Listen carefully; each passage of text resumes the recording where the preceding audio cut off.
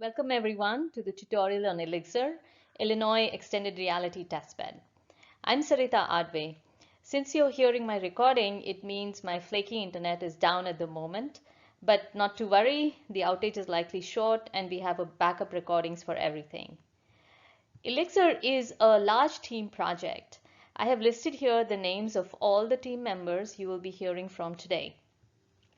But let me first give a shout out to the full team of graduate, undergraduate, and high school students and our programmer, as well as the many people in academia and industry with whom we have consulted throughout the project and gave us significant technical help. Josefa, my senior PhD student, has led the project since its inception and is the heart of this project. Unfortunately, he's sick today, and since it is hard to replace Josefa's enthusiasm, for his parts also, we will play a recording that we have from a recent tutorial we gave. He will also try to attend physically as much as the situation allows, and of course there's many others here who are going to be speaking. So with that, let's get started. Okay, so the agenda for this tutorial is that I will start with a very broad introduction and quickly hand it over to Josefa, who will give an overview of XR, so a crash course on XR literally, and an overview of ILLIXR.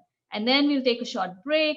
And then after that, we will start with hands-on sessions and demos showing you what ILLIXR can do and how to actually use ILLIXR. We'll have another short break, and then we will talk about some of the results that we've been able to obtain from ILLIXR, what the implications are for systems, and then we'll talk about just briefly give what is our ongoing work in terms of research, in terms of development of the platform, and a consortium that we formed that I'm going to talk about more in just a bit. And then, depending on the time, take more Q&A, code deep dives as interest. So, of course, please do feel free to stop me at any time. We'd like this to be as interactive as possible. And the goal is, for you all to learn. So if something doesn't make sense, please ask us questions. We don't really expect you to know anything about XR. So this is really, no question is too simple. So please do ask. Okay, so extended reality or XR. By this, we include virtual, augmented, and mixed reality. And many people believe that extended reality is going to be the next computing interface, and it has the potential to transform science, medicine, education, and more or less all activities of human endeavor. But there are also many challenges. So although we have a lot of XR systems today, there is an orders of magnitude gap in power, performance, and quality of experience between the current systems and the systems that we desire. So for example, for true immersion, right, the desired resolution is about 200 megapixels. But today's state-of-the-art systems just deliver about 4 megapixels. If you want to wear AR glasses every day, everywhere, then the power requirement is in the range of hundreds of milliwatts. But today's systems, the state-of-the-art, use up tens of watts. Similarly for weight and other metrics. So here on this table, we have listed a large number of metrics for current state-of-the-art VR systems and the ideal aspirational goals, as well as the current state-of-the-art AR systems and the ideal goals. So I don't want to go through all of this. We will make the slides available at the end, of course, and you can reference these later. But the point is that there is an orders of magnitude gap in not just power, but power, performance, and the quality of experience. Now, given the end of Moore's law, this type of gap would be challenging for every application domain. But there are some special things about XR that make this even more challenging. So the first one is that to do research in XR requires diverse expertise. So XR systems involve graphics, vision, audio, video, optics, haptics, and many other fields. So we need to have expertise in all of these fields.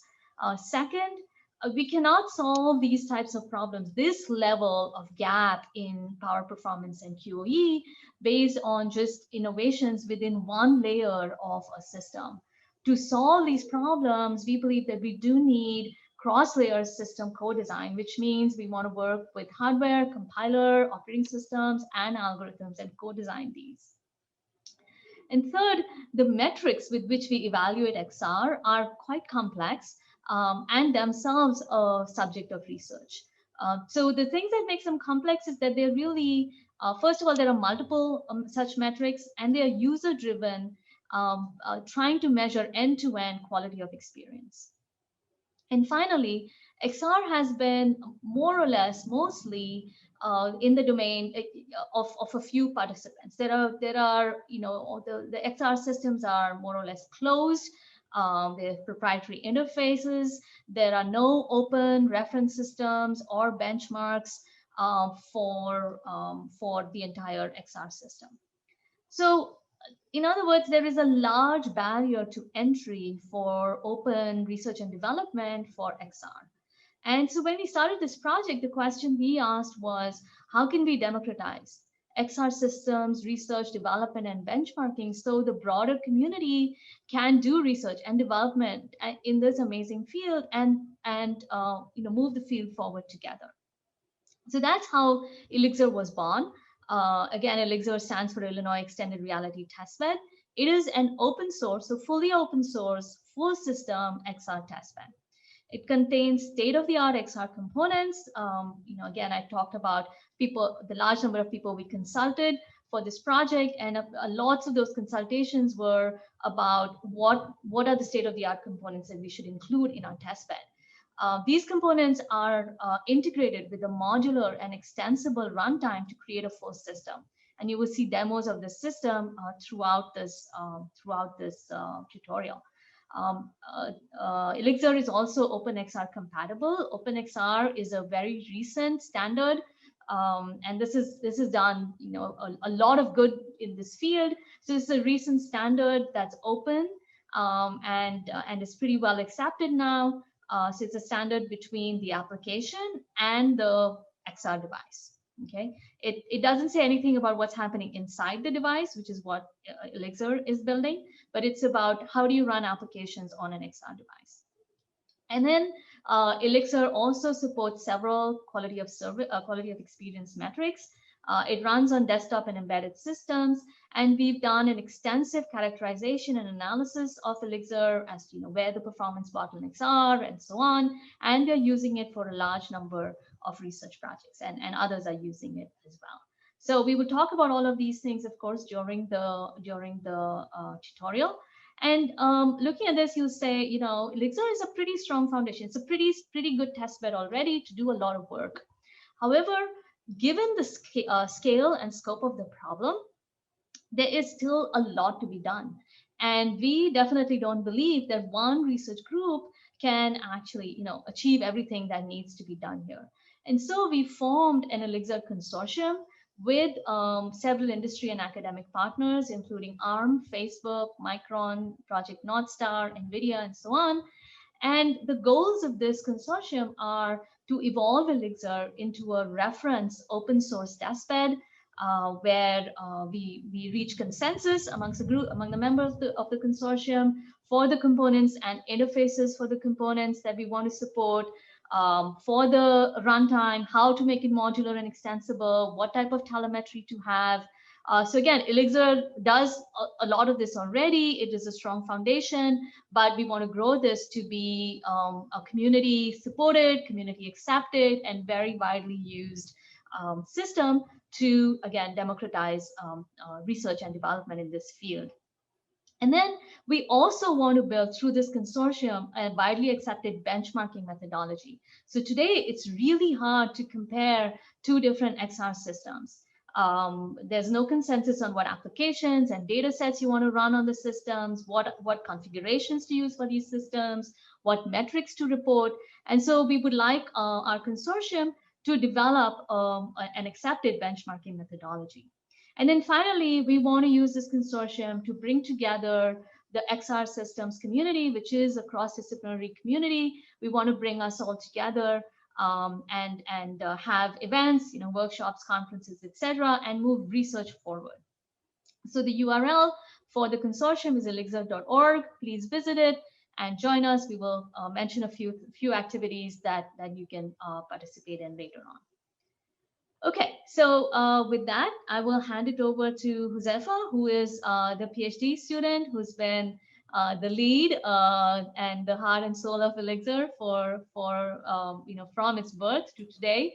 And he will talk about he will give an overview of XR and ILLIXR. Okay, everyone. So before we get started, a matter of definitions. This is one of the things that causes a lot of confusion when you talk about this domain, because different people use different definitions, and then there's a lot of marketing involved as well sometimes. So we just wanted to set this up so when we talk about these terms later on and how they differ from each other, it's clear. So virtual reality is probably the most commonly known. Here, the distinguishing feature is that the display is opaque. So you can't actually see your physical surroundings. You're totally immersed in a virtual world. And examples of this would be Valve Index, Oculus Quest, HTC Vive, and so on. This is the technology that's probably the most mature right now among all three of these. The next one is augmented reality. This is the kind of stuff that you see in Iron Man, Minority Report, basically a heads-up type of thing where you have a transparent display and you can actually overlay virtual objects on top of your real world. And so these could be animated objects. You can interact with them. You can throw them around. They can be hidden by real objects and so on. So this is where virtual meets actual physical world, because you can see the physical world. And then mixed reality is in the middle of the two. So it's still an opaque display, but within that display, you can actually see a 3D representation of your real world. So you will still be seeing your living room, your sofa, your chairs, but it's just that it would be a graphical 3D type of representation. And the idea here is that once you have a 3D representation of your world, then you can do all sorts of stuff with it, right? Like if your sofa is black, you can actually make it green if you want. You can, transport your own room to the inside of a spaceship or whatever, and so on. So this is the entire spectrum that exists, and extended reality, or XR, is an umbrella term that we will be using to refer to the collection of all of these technologies. Okay, now let's take a look at what ILLIXR is. So this is the higher level system diagram of the entire stack, all the way from the application to the actual hardware that's going to run the system. On top, we see applications. These could be custom developed by you. These could be game engines like Unity or Unreal or Godot. There is some type of interface layer that makes sure that the applications can talk to the runtime. In our case, it's OpenXR, and we will be talking about what OpenXR is, what Monado is, and so on. And then in the middle, you basically have ILLIXR, which is an XR runtime. Broadly speaking, but specifically, it's both a communication interface and runtime and a collection of components. And the components are divided by the different pipelines that take care of the different responsibilities of the runtime. So you have the perception pipeline, which deals with user inputs, tracking where the user is, and so on. The visual pipeline, which takes care of generating the final pixels that will show up on the display, and the audio pipeline, which generates the sounds that the user will hear. So now I'm going to go through each pipeline one by one, and then each component one by one. As Sarita mentioned, this is supposed to be a crash course on XR, so there's a lot to cover, and I'll keep it at a relatively higher level. But of course, if you have questions, if you want to know more details about anything, just please feel free to ask on chat. Okay, so we will start with the perception pipeline, and the very first thing there are the sensors, right? The sensors are basically the system's access to the world, and specifically cameras and inertial measurement units. So IMUs contain accelerometers, which give you linear acceleration along 3 axes, X, Y, and Z, and gyroscopes, which give you angular velocity, again, along 3 axes, X, Y, and Z. These are typically noisy they don't give you reliable readings, but they're really fast. So you can clock these at 500 hertz, a kilohertz, 2 kilohertz. So if you want to obtain very fast estimates of what the user is doing, that's where IMUs come in. To complement IMUs, you have cameras. Cameras are slower. You can't run a camera or a traditional camera at 1000 FPS. So this is typically 10, 20, 30, 40 FPS, somewhere in that range. But of course, cameras give you a lot more information, right? You can actually see what the world looks like. And then there's different types of cameras. You can have different field of views. You can have normal color cameras. You can have depth cameras, and so on. So in ILLIXR, we already have interfaces for a few different cameras. The one that we use most predominantly is called the Z Mini by a company called Serial Labs. It's a really nice sensor that provides stereo images, so a pair of left and right time synchronized images that you can use for tracking purposes. It has an IMU that goes all the way till 800 hertz. It provides depth images as well. So using this one sensor, we can obtain a lot of information and then feed it to the rest of the system. And then we'll see actually in just a second how the different types of components use different types of images and IMU readings and so on. One drawback with the Z Mini is that it's a rolling shutter camera. So what that means is that when you look at an image, each line in that, or each row of pixels in that image actually doesn't correspond to the same instant in time. They were actually captured at different moments in time. And because of that, there's typically artifacts related to moving objects, which can make it hard to use this for tracking. But with enough tuning and calibration, you can make it work. So, and this is, I guess, one reason that it's good to have multiple options. So the other camera that ILLIXR provides is the Intel RealSense series of cameras, specifically the D series. So these provide much better depth. They have better on-chip processing for computing the depth of a scene. They're global shutter, so there's no such artifacts. So this is really great for tracking. However, it does have a slower and a noisier IMU. So there's a trade-off that exists between the two cameras, and one could be better than the other. But the bigger picture is that ILLIXR provides interfaces for both of these already. So depending upon your application, you could choose either one.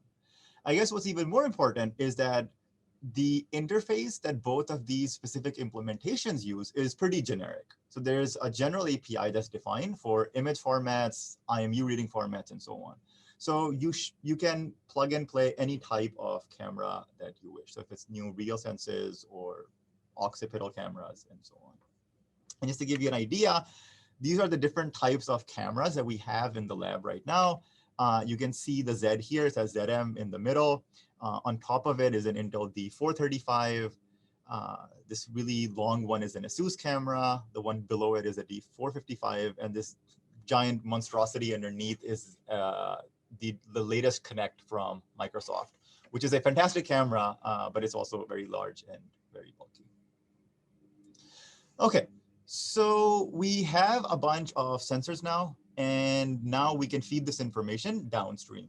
So the first component that we will talk about is something called simultaneous localization and mapping, commonly known as SLAM. This is like a big thing now. You see it in all the like robotics, autonomous vehicles, and of course, XR. And this really answers the question of where am I in the world, right? So if you are a machine and you want to know where you are, the means by which you will figure that out is SLAM. And your position is basically specified in terms of two different variables. So you have your position, so X, Y, and Z, and then your orientation. So how you are oriented while you are at that particular location.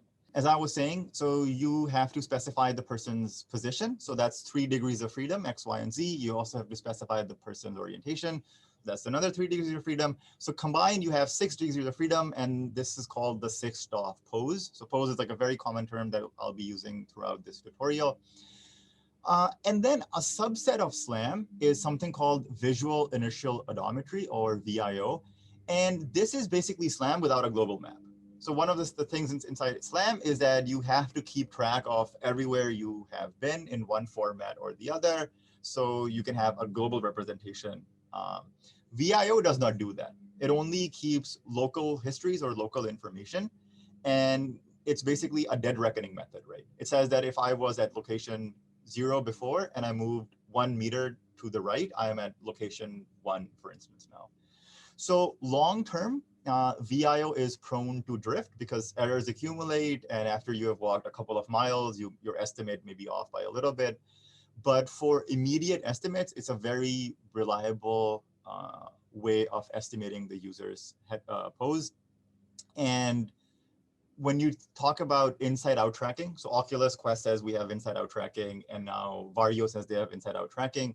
They're all using visual inertial odometry algorithms for doing head tracking.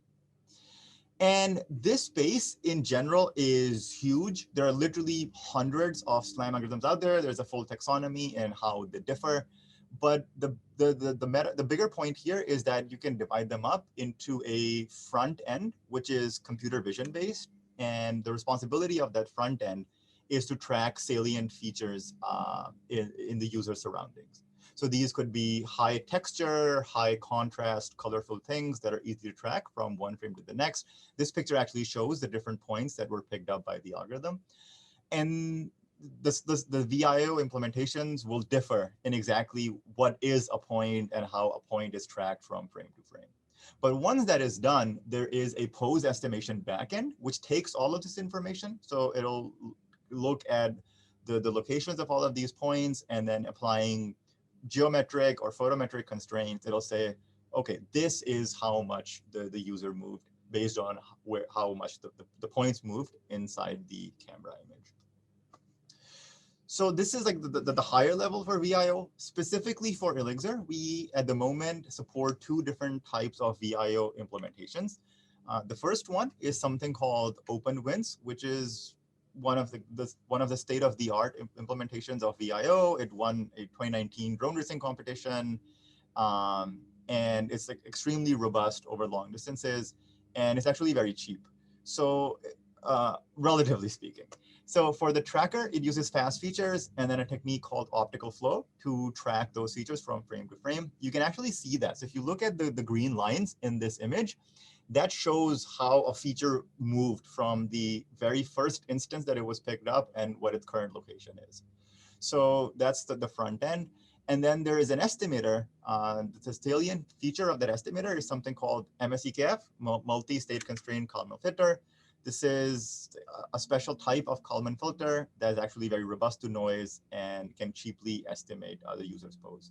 And based on public information, Google's AR core actually is MSEKF based. So OpenVINS is like very representative of the type of things that's in production right now. The other implementation that we currently support out of the box in ILLIXR is called Chimera VIO. It has a very similar front end to OpenVINS, so slightly different feature detection, but same optical flow. The big difference, however, is in the backend estimator. So as opposed to using a Kalman filter, you actually have something called a keyframe-based optimizer. So you store a history of frames, and then you can apply constraints between this history, and then there's a solver which says, okay, given these constraints, this is the user's current most likely location. So there's pros and cons to both approaches, and we provide both in ILLIXR, so people are free to use both and compare and contrast in terms of power, performance, quality, and so on. Moving on. One of the things with VIO is that it provides the pose estimate, so the position of the user's head, at camera frame rate. And camera frame rate, as I mentioned before, is typically low, so 10 to 30 FPS. Now think of the fact that the human neck can easily do about 500 degrees per second when it comes to quick jerky movements. And if you're moving or rotating your neck at 500 degrees per second, the delta between the movement will be so fast that you can't really wait for the next camera frame to arrive, because 30 FPS means 33 milliseconds. You could be, in one orientation at one instant, at another orientation in another instant. So waiting for 33 milliseconds, at least 33 milliseconds for a new pose estimate is just not going to cut it. So we need another means of obtaining higher rate pose estimates of the user's head. And that is where the 2 components called the IMU integrator and Postpredictor come in. The IMU integrator basically runs at the frequency of the IMU. And like I said, IMUs you can clock really high. The Z goes all the way up till 800 hertz. Based on public knowledge, the IMUs inside HTC Vive and Rift run at a kilohertz. So at a kilohertz, it actually becomes very feasible to track 500 degrees per second type of neck movements. So the idea behind IMU integration actually is quite simple. If you have acceleration and you integrate it once, you get velocity. If you integrate it again, you get distance.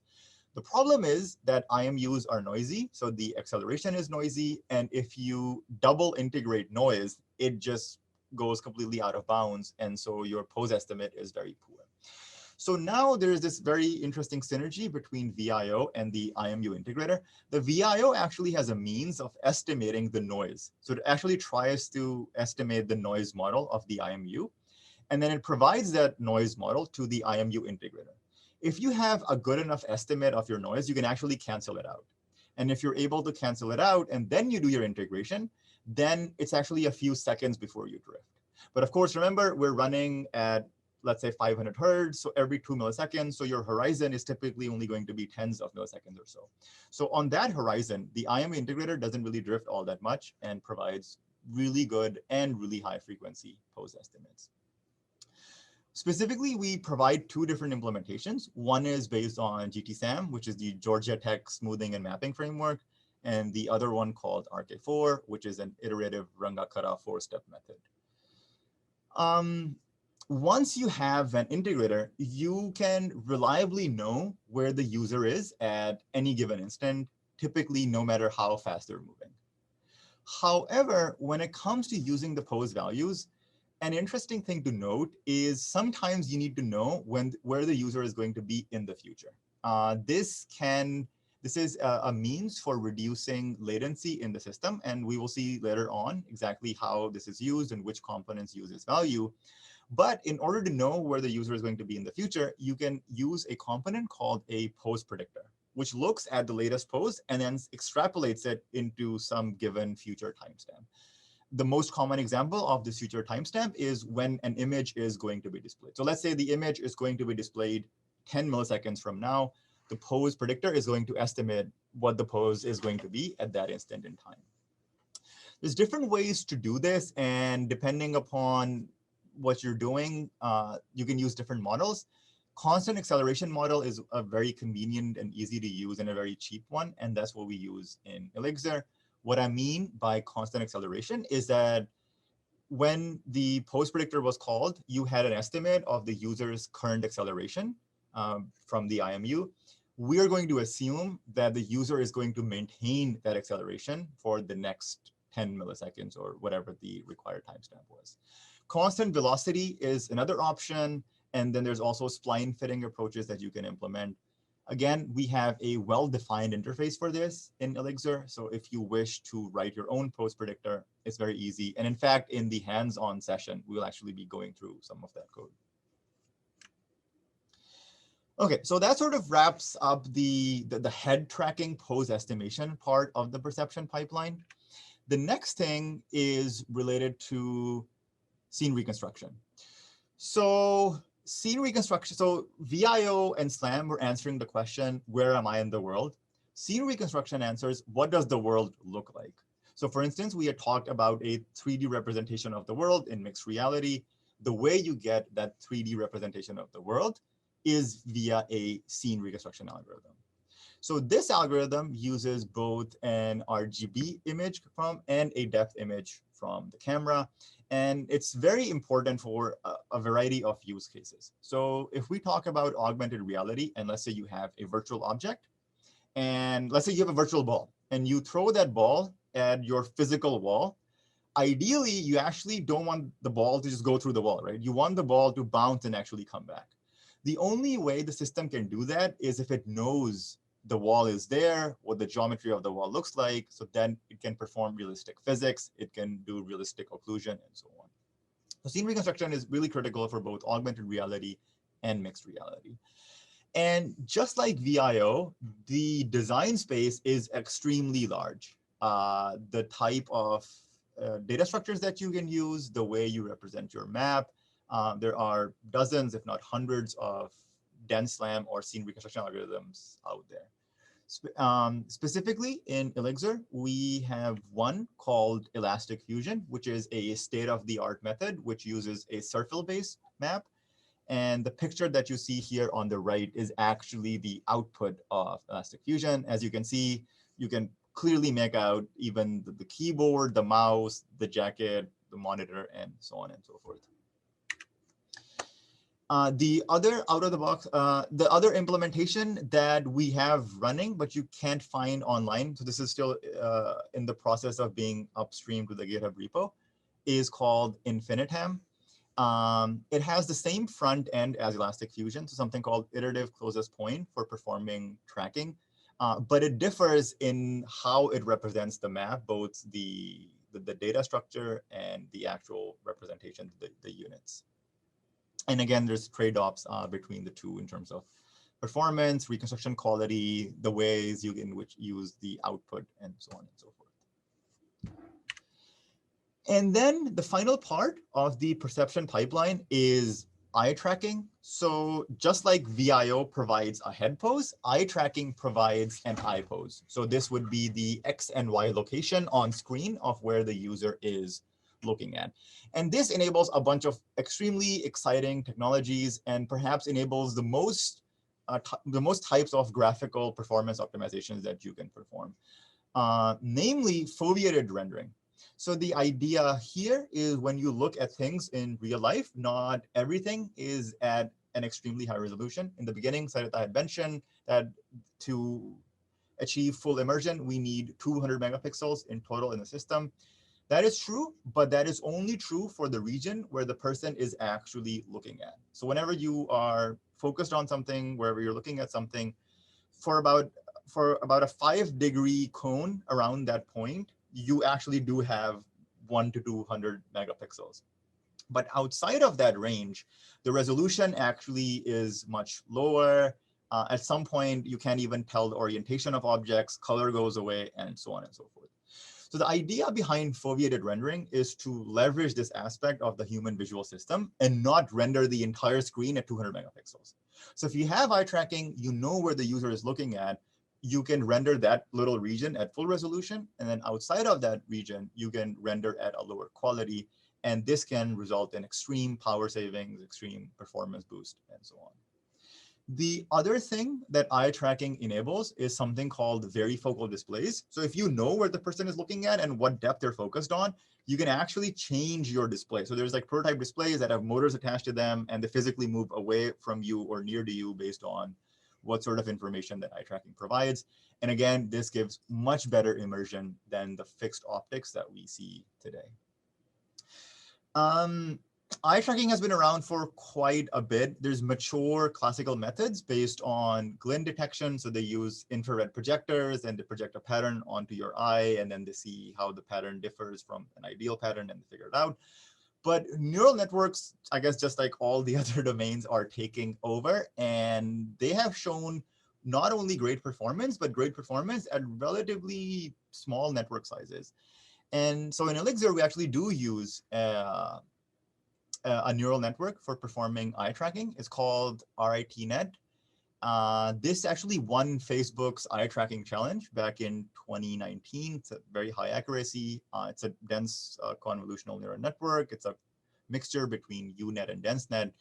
And what it does by itself is it takes an eye image, which you can see here on the right, and then segments it into the iris, sclera, pupil, and then everything else outside.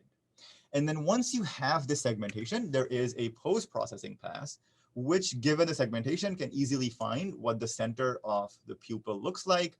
And then you can draw a vector from the center of the pupil to the screen, and wherever that vector intersects the screen, that's your X and Y coordinates. And you can then pass those to the application, to the renderer, and they can perform foveated rendering. You can pass those to the display can adjust the focal length, and so on. So is this image an RGB image or IR? This is near infrared. Yeah. So if you use normal images, there's too much reflection.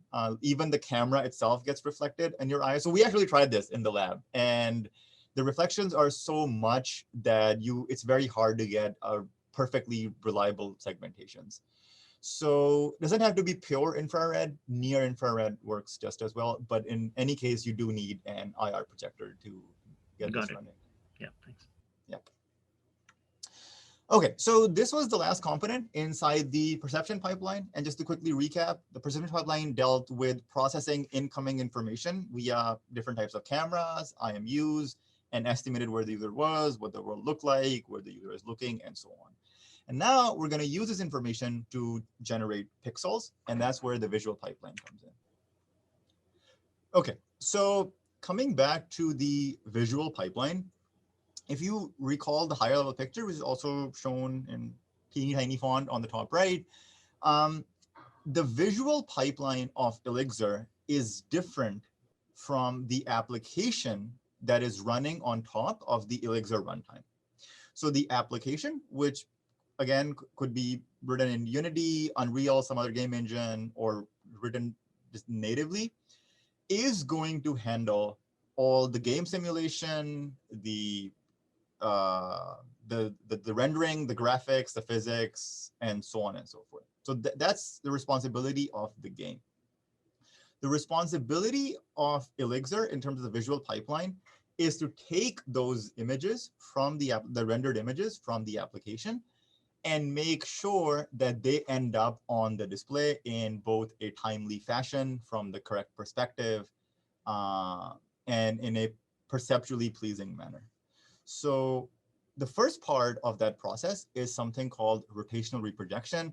This is popularly known as Timewarp. Oculus popularized this term, so now everybody calls it Timewarp, but strictly speaking is just rotational reprojection. And the idea here is between the time that you started rendering something and by the time you finished rendering it, the user has presumably moved. Again, think of really quick neck movements. Think of 500 degrees per second. And let's take rendering takes just 7 or 8 milliseconds. In those 7 to 8 milliseconds, the user's pose has changed. And now the image that you rendered is no longer from the correct point of view or the correct perspective. And of course, you can't just keep infinitely re-rendering the image. And the solution to that is basically rotational reprojection. So instead of re-rendering the image, you just rotate the image to account for the perspective change.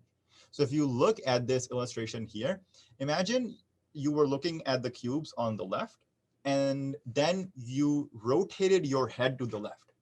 If you rotate your head to the left, it's the same as if the cubes had moved towards the right within the image. And that is the responsibility of rotational reprojection, aka Timewarp.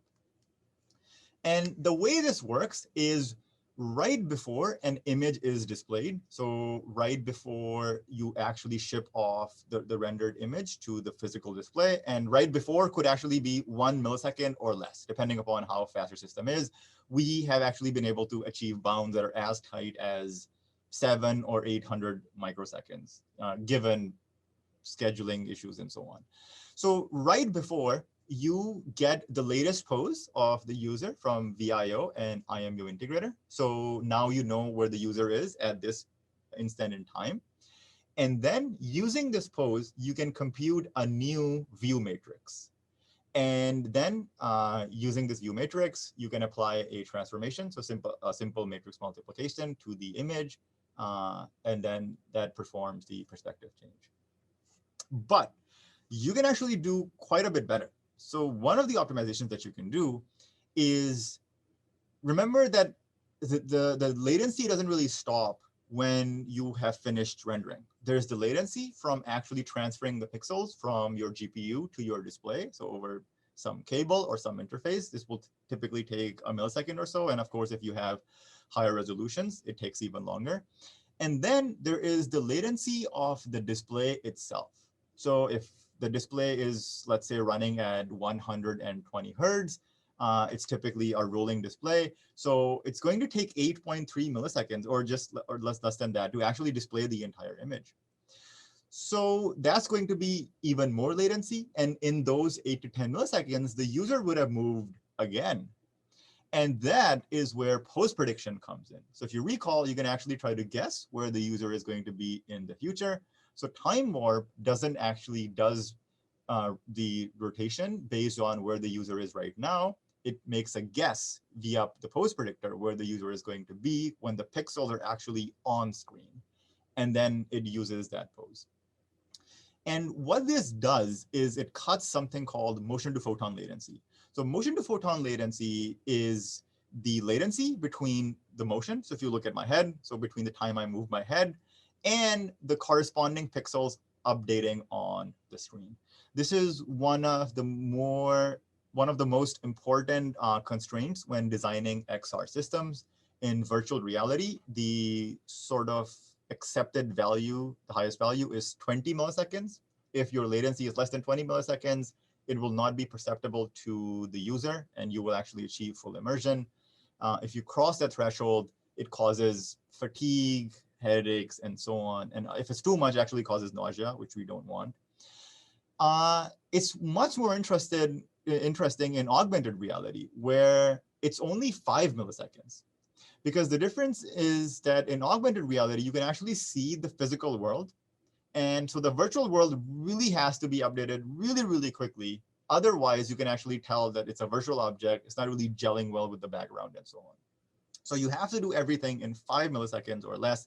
If you cross that threshold, you can actually see your virtual objects move in weird ways and have artifacts. So this is like the main function of Timewarp, but it also performs another function. And that function is that sometimes applications actually fail to perform their work, to finish their rendering work on time. So again, let's say you have a deadline, you're running at 120 hertz, you have 8.3 milliseconds to accomplish a certain task. The application load increases. You're playing a game, you happen to go to a place which has a lot of complexity, a lot of textures, a lot of lighting, and it takes a long time to generate that scene. And what happens during that time is you actually fail to submit a new rendered frame to Timewarp. Now you have two choices. One, you do nothing, in which case the display does not get updated. That is absolutely terrible. So if you're using a VR headset and you move your head and the world doesn't really change, doesn't reflect your movement, that completely breaks immersion. It's extremely jarring, and it is probably the #1 cause of nausea. So it's really, really bad. So one of the cardinal rules of AR VR is to display something, anything, displaying something, anything updated in any reasonable way is better than not submitting anything at all. And so that is the second function that rotational reprojection performs. If the application fails to submit a new frame, you still keep a copy of the previous frame and the previous available frame, and then you just reproject that. So now you are reprojecting something that's from an older instant in time. The reprojection error would be higher. So if it's really, really high, then the user will notice. But typically, if you have a frame from 10, 20, 30 milliseconds ago, this works really well in practice. And so our implementation is actually based off of what Oculus does. So Oculus was, I guess, kind or generous enough to publish a paper on their Timewarp, and they open sourced the code back in 2016. So we use that as a reference implementation. And all of this is implemented solely inside OpenGL as a pair of vertex and fragment shaders. But of course, in real life, the difference in the user's pose is not just rotation, right? It's not just that I was rotating my neck. People are running, walking around, doing a bunch of stuff. So you also have to account for positional reprojection. That is much more tricky. It requires depth. The algorithms are more expensive. And there was no known open source implementation that existed when we started this project. So we actually developed something called OpenWarp that you can find on GitHub. And that performs both rotational and positional reprojection. It's the first open source implementation of what is colloquially known as space warp. So again, Oculus term, Timewarp does rotation, space warp does everything. So we have it, but the ILLIXR integration is in progress right now. Okay, so this was rotational reprojection, which dealt with making sure that the perspective of the rendered image was going to be correct when it actually is going to be correct when it shows up on screen on the display. But there are other artifacts that you have to deal with inside the system. Specifically, the way modern XR optics work is that they have a lens sitting in between your eye and the actual display, and these are like giant, extremely curved lenses that cause distortions, and specifically two different types of distortions. And the idea here is that you want to simplify the optics. You can't have them; they can't be too big, they can't be very bulky. You also want to provide a wide field of view. So because of this, you have to make compromises. And a side effect of such designs is different types of optical distortions. The first one is what is called a lens distortion. And the idea is that when light passes through the lens, it actually gets bent.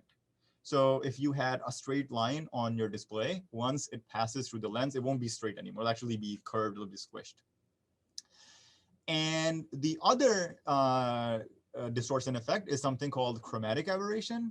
And the idea here is that, again, the lens is curved, so it acts as a prism of sorts. So if you have a display that's RGB based, it'll actually split the different RGB channels. So you actually see the individual colors being split apart if you don't account for this.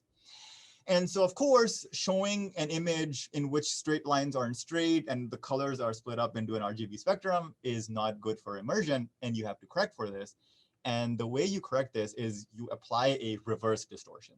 So if you look at the graphic on the right, the row on top shows what the distortion looks like. So if you render a regular flat image, and once it passes through the lens, it actually gets squished and the colors get split apart. You probably can't tell the colors are too small, but there is chromatic aberration.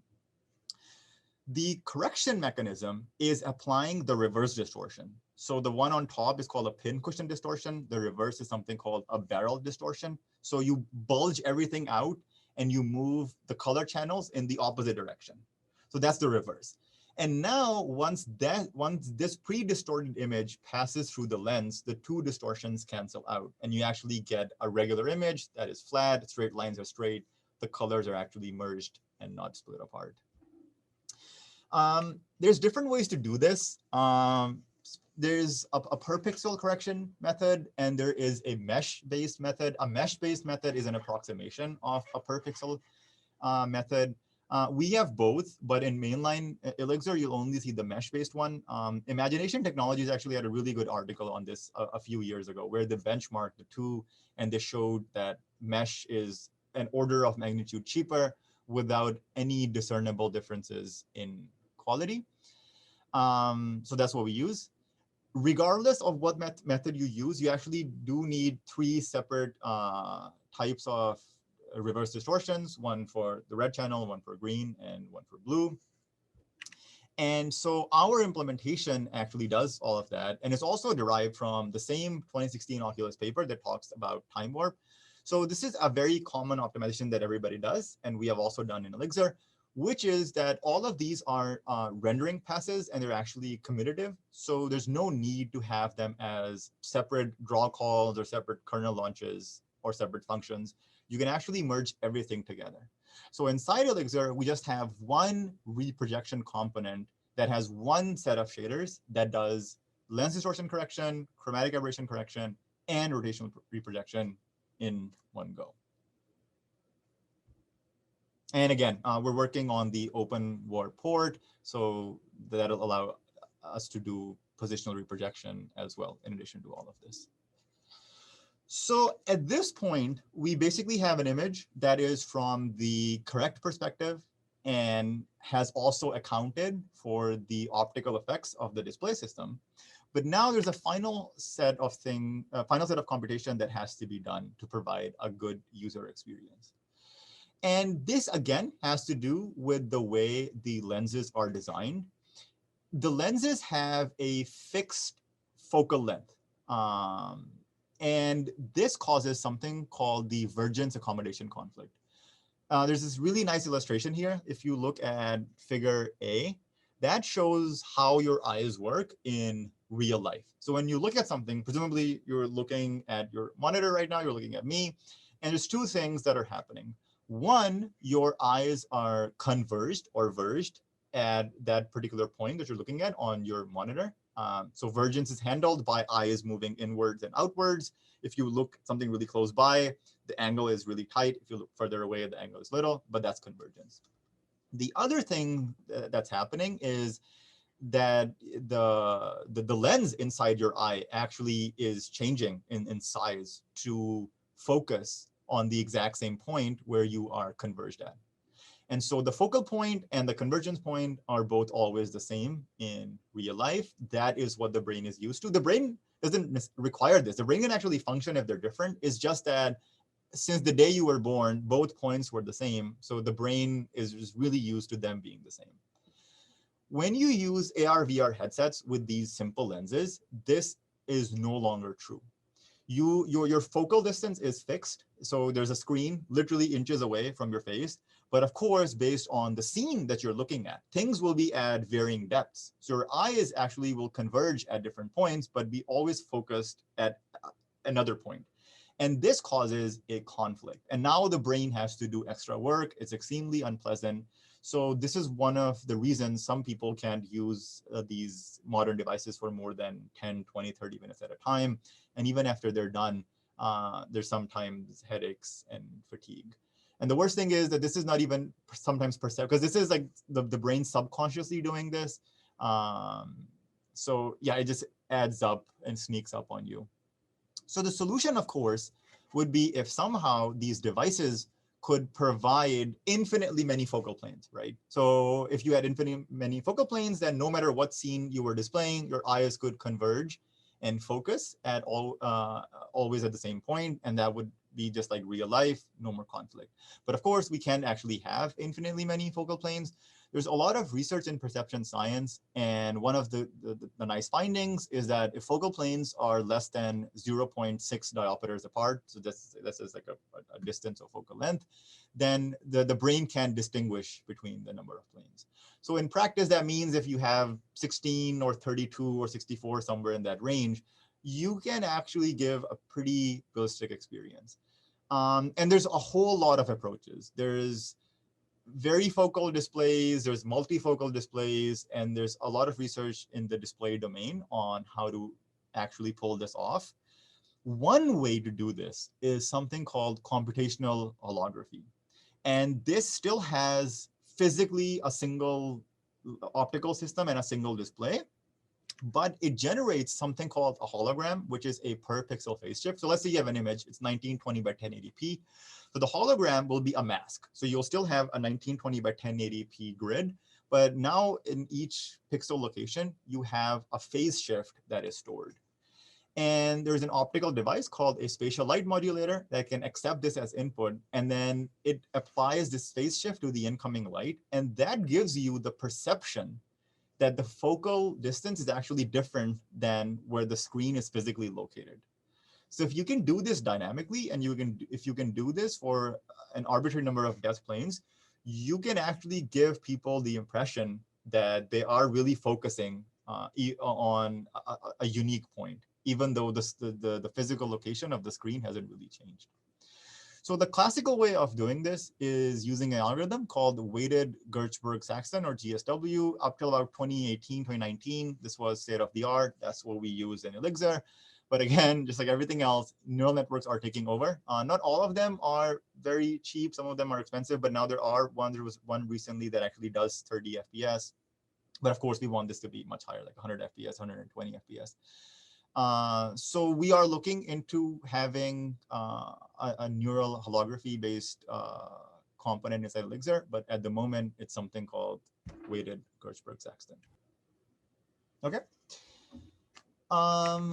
So that was the end of the visual pipeline. So taking an image, making sure the perspective is correct, all the optical artifacts have been accounted for, and making sure that you present the image at the right focal depth.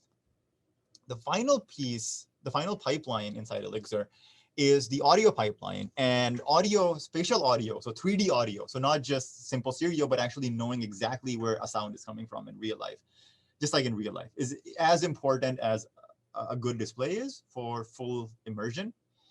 And the idea here is to use something called higher order ambisonics, which is a way of encoding 3D or spatial audio. This has like a very strong mathematical foundation called spherical harmonics. And the idea is you imagine that the user is in the middle of a unit sphere. And then on the surface of that unit sphere, you have a bunch of virtual speakers. The number of virtual speakers is dictated by the order of the HOA. So like a first order sound field, second, third. So it goes like 1, 4, 16, and so on and so forth. And of course, the more virtual speakers you have, the higher fidelity the sound, the more you'll be able to pinpoint exactly where it's coming from. But of course, more virtual speakers also means more computational cost. So the nice thing about HOA is that it's almost been universally accepted as the format for spatial audio. So if you use AR Core, if you're using Oculus Spatializer, their Unity plugin, and so on, the sound files that you use are all HOA based. So so you have your sound in this format, you can do all sorts of interesting things with it. You can apply filters, you can run simulations on it, you can apply delay lines. But of course, you have to get inside this format first. And that is the responsibility of the audio encoding component. So this is built on an open source library called Live Spatial Audio, which, by the way, is what the VLC media player uses. And the audio encoding component takes monophonic sound sources that have, so both the actual audio, but you know exactly where they are. So they have an orientation and a distance. And you can then process these monophonic sound sources and generate a final HOA sound field that represents the combined sum or the amalgamation of all of the sources inside the system. And then, of course, as part of the encoding process, it takes into account how far away a source is and what the rate is and sound delay effects and so on and so forth. Once you have this HOA format, then you can do sound simulation and this and that and so on. That's again up to the application. That's an application specific thing, what sort of simulation they want to do. Once those operations have been performed, and before you can ship things off to your physical speakers, you again have to account for the user's movement. So between the time you actually did encoding, you did your simulation, and certainly if the user is moving, certainly if the sound source itself is moving, then the exact sound that has to be played back would have changed. And just like we have motion to photon latency in the visual pipeline, there's similar metrics in the audio pipeline. And users can actually pick up the differences. So if they see something move, but the sound is still coming from an old location, people can pick up on it very quickly. So it's very important to update the sound field based on the user's latest pose. And that's what the initial half of the audio playback component is. It rotates the sound field and it zooms in particular speakers based on how the user has moved. Once you have performed these rotations and zooms, you have a final sound field. But remember, this is a virtual sound field, right? It has like some number of virtual speakers, but you now want to map this onto physical speakers. And in XR, it's typically headphones or earphones. So that process of mapping the virtual sound field to headphones or earphones is something called binauralization. And the idea here is that spatial audio is not just about making sure that the sound field captures the fact that a sound source was in a particular location and at a particular distance. It also involves making sure that you mimic the way sound interacts with the human head. So when you hear something, when sound waves actually, before they enter your ear, they're actually changed by the shape of your head, by the shape of your outer ear, by your nose.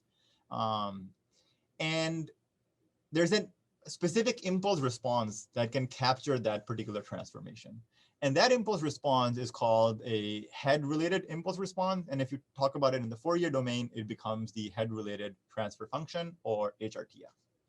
So, and of course, very few or probably no person has a perfectly symmetrical head. So there's a separate HRTF for the left ear, a separate for the right ear.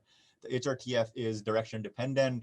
So depending upon where the sound is coming from, you will have a different impulse response. So this is this gigantic structure which captures how sound is going to be modified based on the anatomy of the person's head.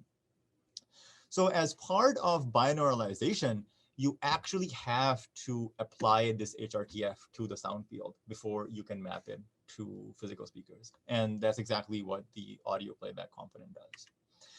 So our implementation, again, uses live spatial audio for the actual algorithms and the computations. HRTFs are extremely human specific because each person's head, nose, ear, and so on look very different. There is something called an average HRTF. There's a lot of research on coming up with a good average HRTF because otherwise it's a very tedious process to have each person come in and actually go through an hour-long experiment to get their custom HRTF. So we can do that, of course. So we use a public one from the MIT HRTF library, but again, super easy to plug and play different ones if you want to. And then we use the port audio library to actually provide the generated audio buffers to the kernel, the OS, and then they actually make it to your headphones. So this was the end of the audio pipeline. And just to recap very quickly, we talked about the perception pipeline, the visual pipeline, and the audio pipeline. And these are all the different components and the specific algorithms or implementations that exist in ILLIXR today, the languages that they use. And then, of course, we have a bunch of stuff that's in development, and we will be talking about that towards the end of the tutorial. So now we should remember that ILLIXR, or an actual runtime system, is not just a collection of components in isolation. It's actually components that talk to each other, that run at different rates, that do different things. And that brings us to the XR system data flow. So we start from the sensors. We have an IMU that's running at a typically very fast rate. So you see the x-axis here, which is time. And then each bar basically shows a new sample or a new epoch of processing. And as you can see, the IMU is running really fast rate. At the same time, we also have cameras that are running at a much lower rate. Then we have VIO that basically consumes information from both the camera and the IMU. So there's a dependency between the IMU and the camera. And you'll see that the two arrows that are drawn here are actually different. There's a solid arrow and there is a dotted arrow. The solid arrow is what is called a synchronous dependency. So what that means is that every time a new camera frame arrives, VIO has to run. It is synchronous with the camera. So that's why it's a solid line. Then there is the dotted line, which shows an asynchronous dependency. What that means is that whenever VIO is running, it can just use the latest IMU value. It doesn't have to wait for a new one. It doesn't have to run every time a new IMU value comes in. Whatever the latest one is, suffices. So that's the dashed arrows. We have an IMU integrator that's synchronous with the IMU. So every time the IMU publishes, the integrator has to run. And then the integrator needs some information about calibration and bias estimates and so on from VIO. But that is an asynchronous dependency. You can use whatever the latest value is. We have eye tracking that's running independently at a sufficiently fast rate. Eye tracking is typically between 100 and 300 hertz, depending upon the type of setup and the accuracy that you want. We have scene reconstruction, which again takes information from the camera, and this typically runs at a lower rate because, as you can imagine, your world doesn't really change that much. Walls remain where they are, chairs move maybe every now and then, but mostly it's not very fast paced, so it's okay to run reconstruction at a lower rate. You have the application. The application takes the latest information from the eye tracker to potentially perform foveated rendering. It gets the latest pose from the IMU/pose predictor. And if you're running AR or MR, you can look at a 3D reconstruction of the world. The application generates a frame, and then you have reprojection that's running. The reprojection is going to take the latest frame. It's going to take the latest pose. And hologram is also running, and it's going to take whatever the latest available image from reprojection is. And then in parallel, we have the audio pipeline. So you could be encoding in parallel, and you could be doing playback in parallel. And of course, playback requires sound field manipulation, which requires pose. So there is an asynchronous dependency from the IMU integrator to the playback component.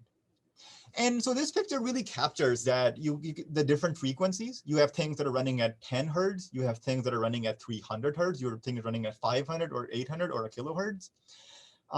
There is a mixture of synchronous and asynchronous dependencies. You have pipelines or sub-pipelines that are tightly coupled and loosely coupled. And all of them are governed by different types of metrics. You have metrics for pose error. You have metrics for quality. You have metrics for audio quality, visual quality, and so on. So it's not just like one single number or one single thing that captures this entire system. You have to have a system-wide, a more holistic approach to capture all of the things that are going on when you're running an XR application in an XR system. Which is the perfect segue to talking about how lightweight and modular and flexible our interface is. The way it achieves this flexibility and modularity is that we divide components into plugins. So a plugin is a separate compilation unit. So each plugin will have its own dynamic library, which will get loaded at runtime. And so this has several benefits. Because the compilation is separate, you don't need to worry about what's happening in the rest of the system. As long, again, as you are conforming to whatever the interface for your component is. So if you're talking about VIO, as long as you publish the pose in the right format, you're good to go.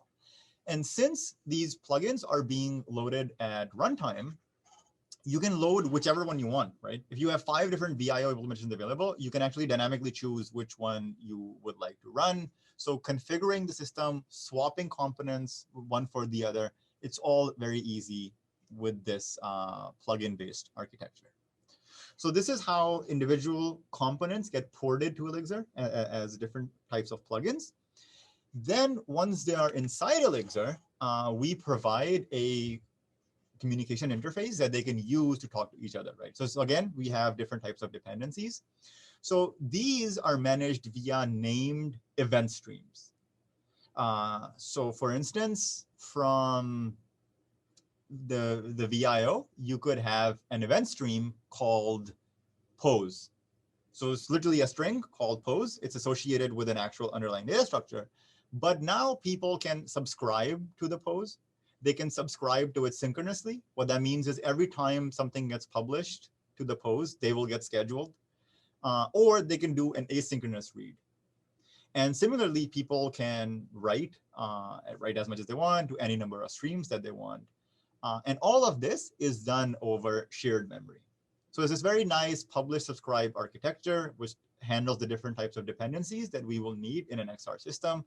And it's copy-free and shared memory, so it's extremely lightweight. So when we run this, when we profile using vTune, NVIDIA Nsight systems, and so on, we don't have any perceptible overhead from the runtime itself. It's actually just the components.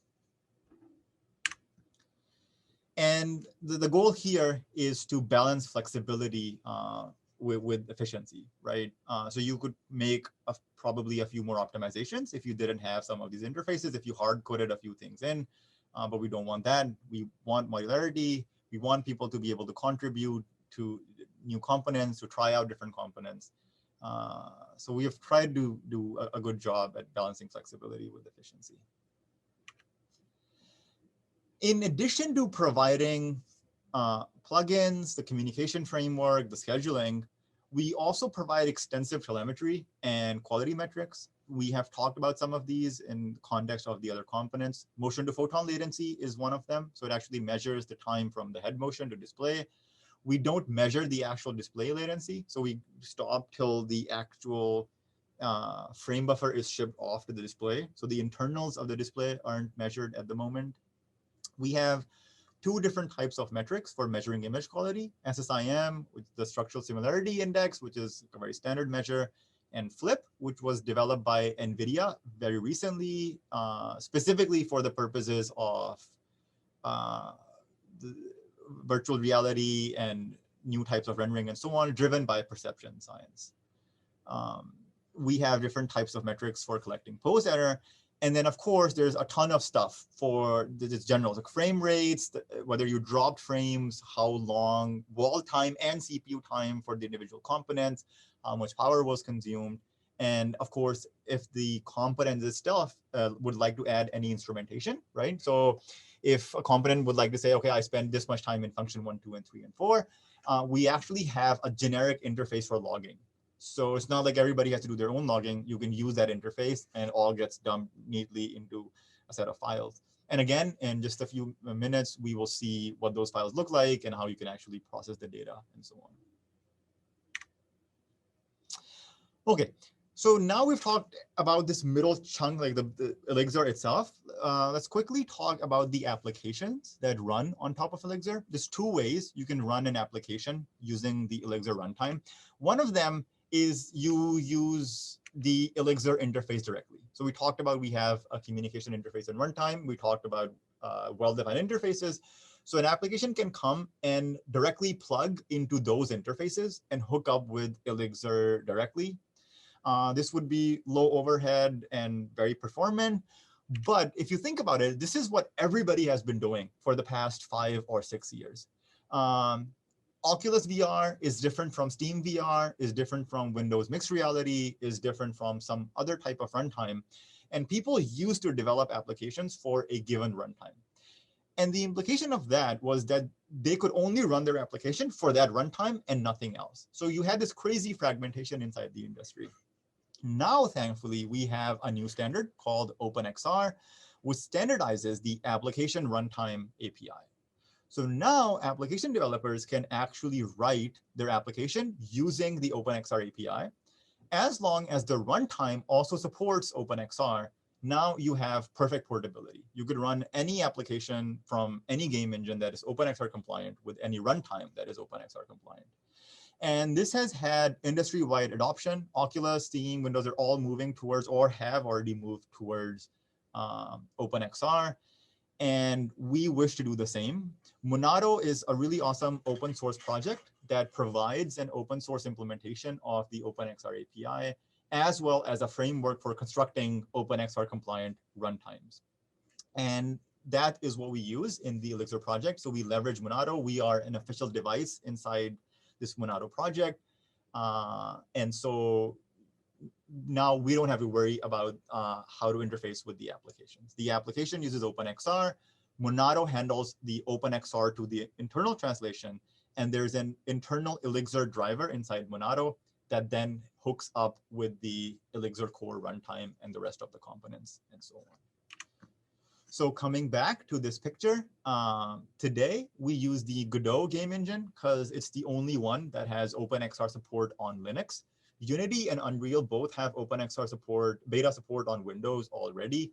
Linux is in the works. Unreal's has been merged in, but hasn't been made official, and we're hoping it will be in the next couple of weeks in their next release. And then we should be able to run Unreal applications as well. Moving on, we have various hands-on sessions and demos where we'll go over, so just the test bed, running it by itself with OpenXR applications, running the components by themselves, metrics, the outputs that we get, and so on and so forth. Before we do that, I would like to go over the website. So just to show you a little bit more of how the testbed lives online. So the main website is illixr.github.io. This is the main page of our project where you can find information. So the overview, the different components that we talked about, paper, talk, slides, demo video. If you use our work, please do. Getting started documentation, licensing, and so on and so forth. And of course, there's a link to GitHub, so I can go there. This is the main GitHub page. So it's just a regular GitHub page, nothing special, but there are a few salient features that I would like to talk about. And those pertain to the the consortium, the test bed, the standardization aspect of this project. So we don't just want this to be a repo where people come and then they use, of course, using it is great, right? But we actually want to make it easy for people to contribute, to make it easy to perform development, to have good, nice documentation and so on. And so to that end, we try to maintain an up-to-date Kanban board. So you can go to projects called ILLIXR improvements. You can see all the different issues that I'm going to zoom out a little bit. So you can see the entire board. So we have a bunch of issues that track what needs to be done, what is currently being worked on. And then we open pull requests to implement those issues. We try to keep everything tagged, and beyond a certain point, GitHub Actions actually is pretty nice and it's automated. So things move from being submitted to approved and merged and so on. So from column to column as the development progresses. As an example of an issue, we actually just got a recent one from an external contributor a few days ago.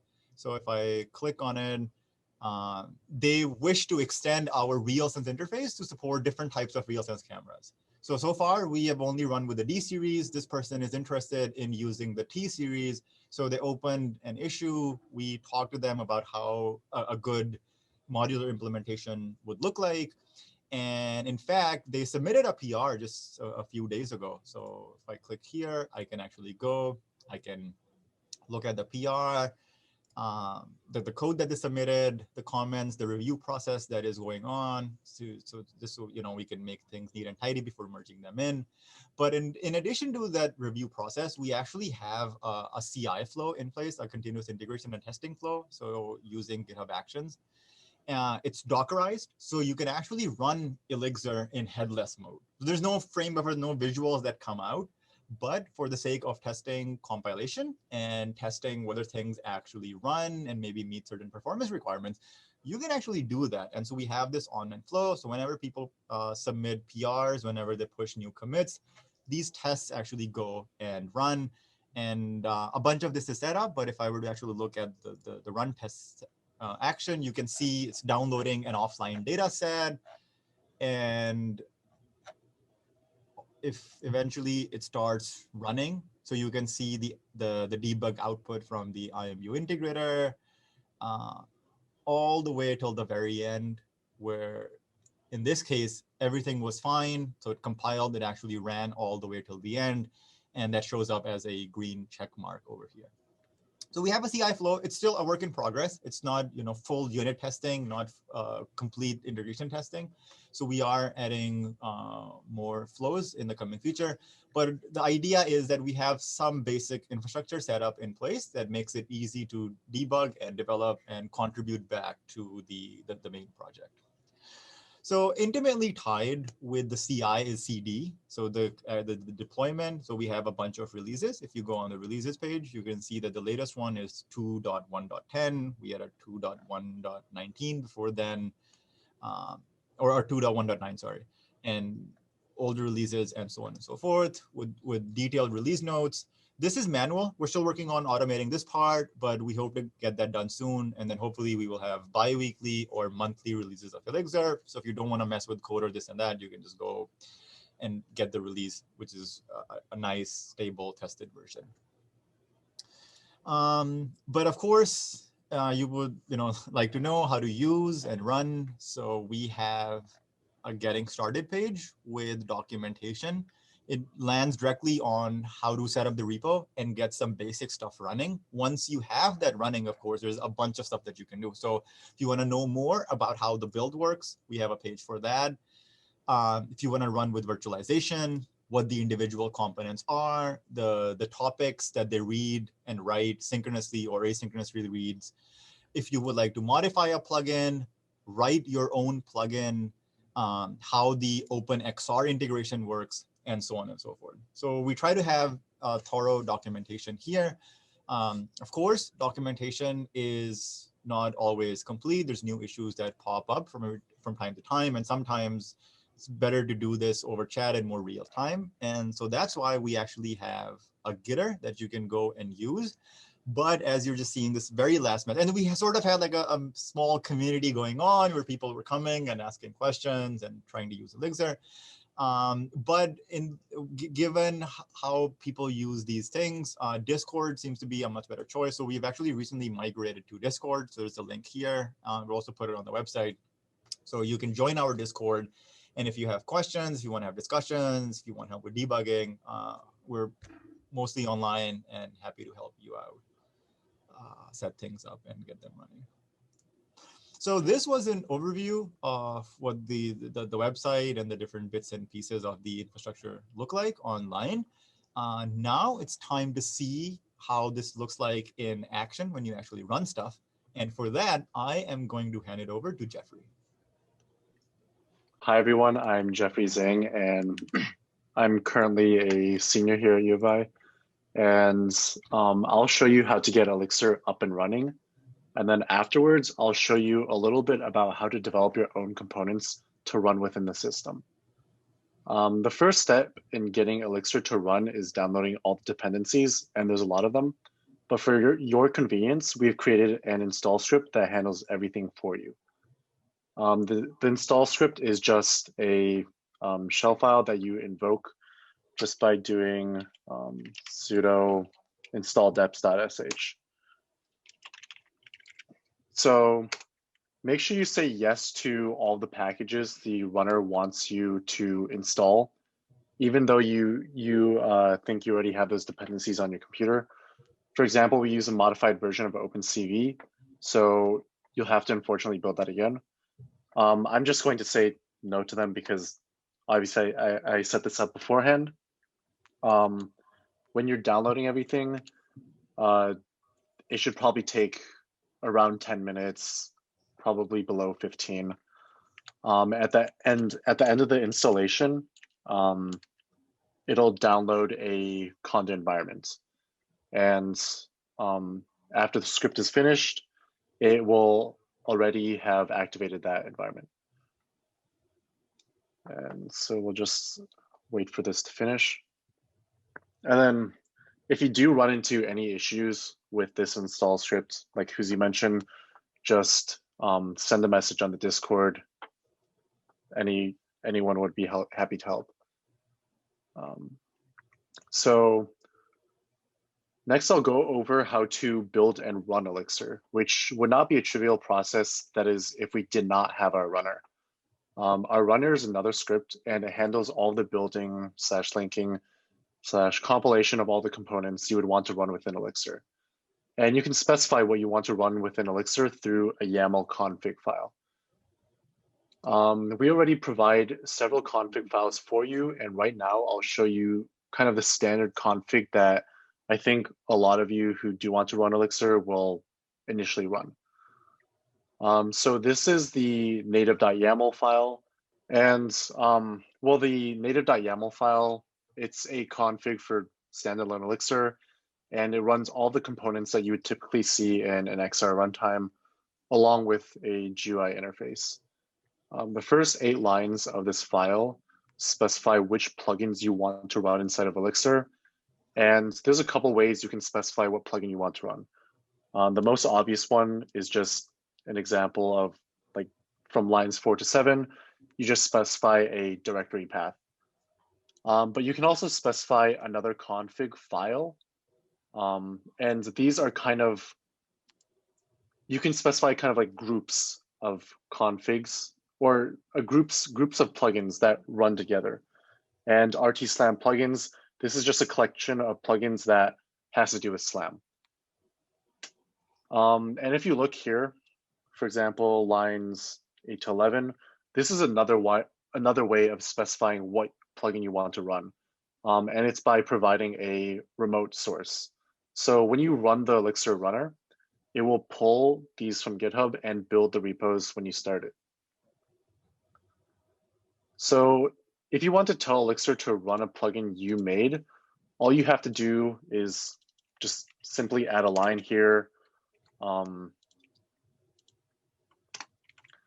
that says like path to your plugin. And that's all you have to do. Or like in the other example, you just provide a URL that the runner can fetch from. And then if you don't want to run a plugin, all you have to do is comment it out. It's that simple. So then the next thing in this config file that you should know about is this line 26. So if you have to do some debugging, and all you have to do is uncomment that line, and it'll run ILLIXR in GDB. And then line 32 is the next thing you should know about, and that's just if you want to collect metrics, then you uncomment this line and you'll get metrics logged when ILLIXR terminates. And then the last thing is this line 34. So this is for specifying if you want to run ILLIXR in optimize or debugging mode. And the difference between the two is that opt mode, all the prints to stdout are muted, and debug mode, which is just dbg, the prints are not muted. For now, for the sake of this demo, we'll run it in OPT mode. And now that you've seen this config file and how it works, I'll use the runner to run ILLIXR using this configuration. And how you do that is just you do /runner.sh and you specify the path to the config file. And if I run this, then it'll start up ILLIXR. And I want to bring your I want to bring your attention to a couple things on the screen.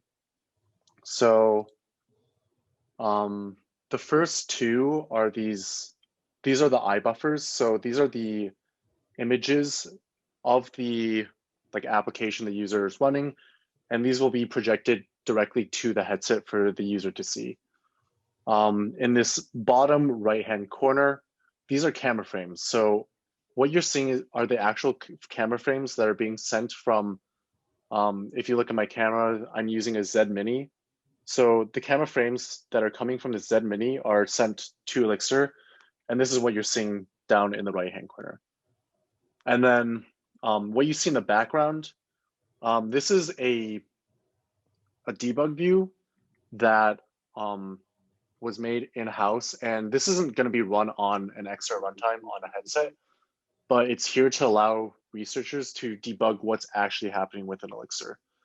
And then to aid in that, this drop down in the left-hand bottom corner, this shows any values that might be helpful during debugging. Right now, they're showing the pose values of that headset in this scene, but you can modify this to show any value you want. And now if you pay attention to my camera, when I move the Z Mini, that movement is reflected in the headset that you see on the screen. And you can also see the scene or my room that's coming through the Z Mini right now. And I can move around, and that position is reflected with the headset on the screen. And for clarification, this is supposed to kind of mock a user wearing a headset. And if you just have a traditional Rift S or something, the cameras on the front of the headset would be basically this Z Mini. And yeah, so that is native.yaml running. So after this, I want to demonstrate how modular and easy ILLIXR is to use. And using the config file, I'll swap out one implementation of a component for another. As Hughesy mentioned before, there's two IMU integrators available. There's a GTSAM integrator, and there's an RK4 integrator. And just the difference between the two is that they use different algorithms to produce pose estimations. And all we have to do for this is if we go to native YAML, and these will be in RTSLAM plugins. So if we go here and comment out the GTSAM integrator and uncomment the RK4 integrator, ILLIXR will now use the RK4 integrator, whereas we were previously using the GTSAM integrator. And I'll run native.yaml again. This is ILLIXR running with the RK4 integrator instead of the GTSAM integrator. And although you can't really tell like any difference, like if you see in person, although it's like not a huge difference, it's still a noticeable difference in the quality of the poses. And that's just because the GTSAM integrator uses the GTSAM library, which is much more computationally heavy, but it does produce slightly higher quality poses. Yep. So that was running ILLIXR with the RK4 integrator. And again, the runner takes care of all the building and linking when you switch components. And we can only swap out components like this because we designed ILLIXR to be modular with well-defined interfaces. So we have a couple different configs available if you see on the directory view. And what I just showed you was ILLIXR running with the Z camera, but you don't actually need the Z camera to run ILLIXR. Instead, if you wanted, you could have ILLIXR read camera frames and IMU values from a data set, and it'll run perfectly fine. And all you have to do is comment out offline IMU cam or uncommon offline IMU can and comment out the Z plugin. I'm not going to show you that, but what I am going to show you is this native lookup.yaml. So this config, it basically just does not run SLAM. And how we can actually get poses is because the data set that we download provides ground truth pose values. So ILLIXR will directly take those pose values instead of passing like IMU values and camera frames to SLAM. And I will show you that in action. This is it.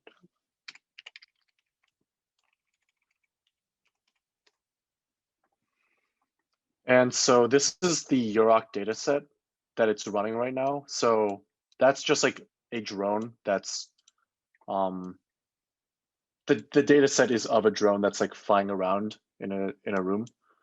So right now the ILLIXR headset is just mocking that drone using the poses provided by the ground truth values. Yeah, and this is native lookup.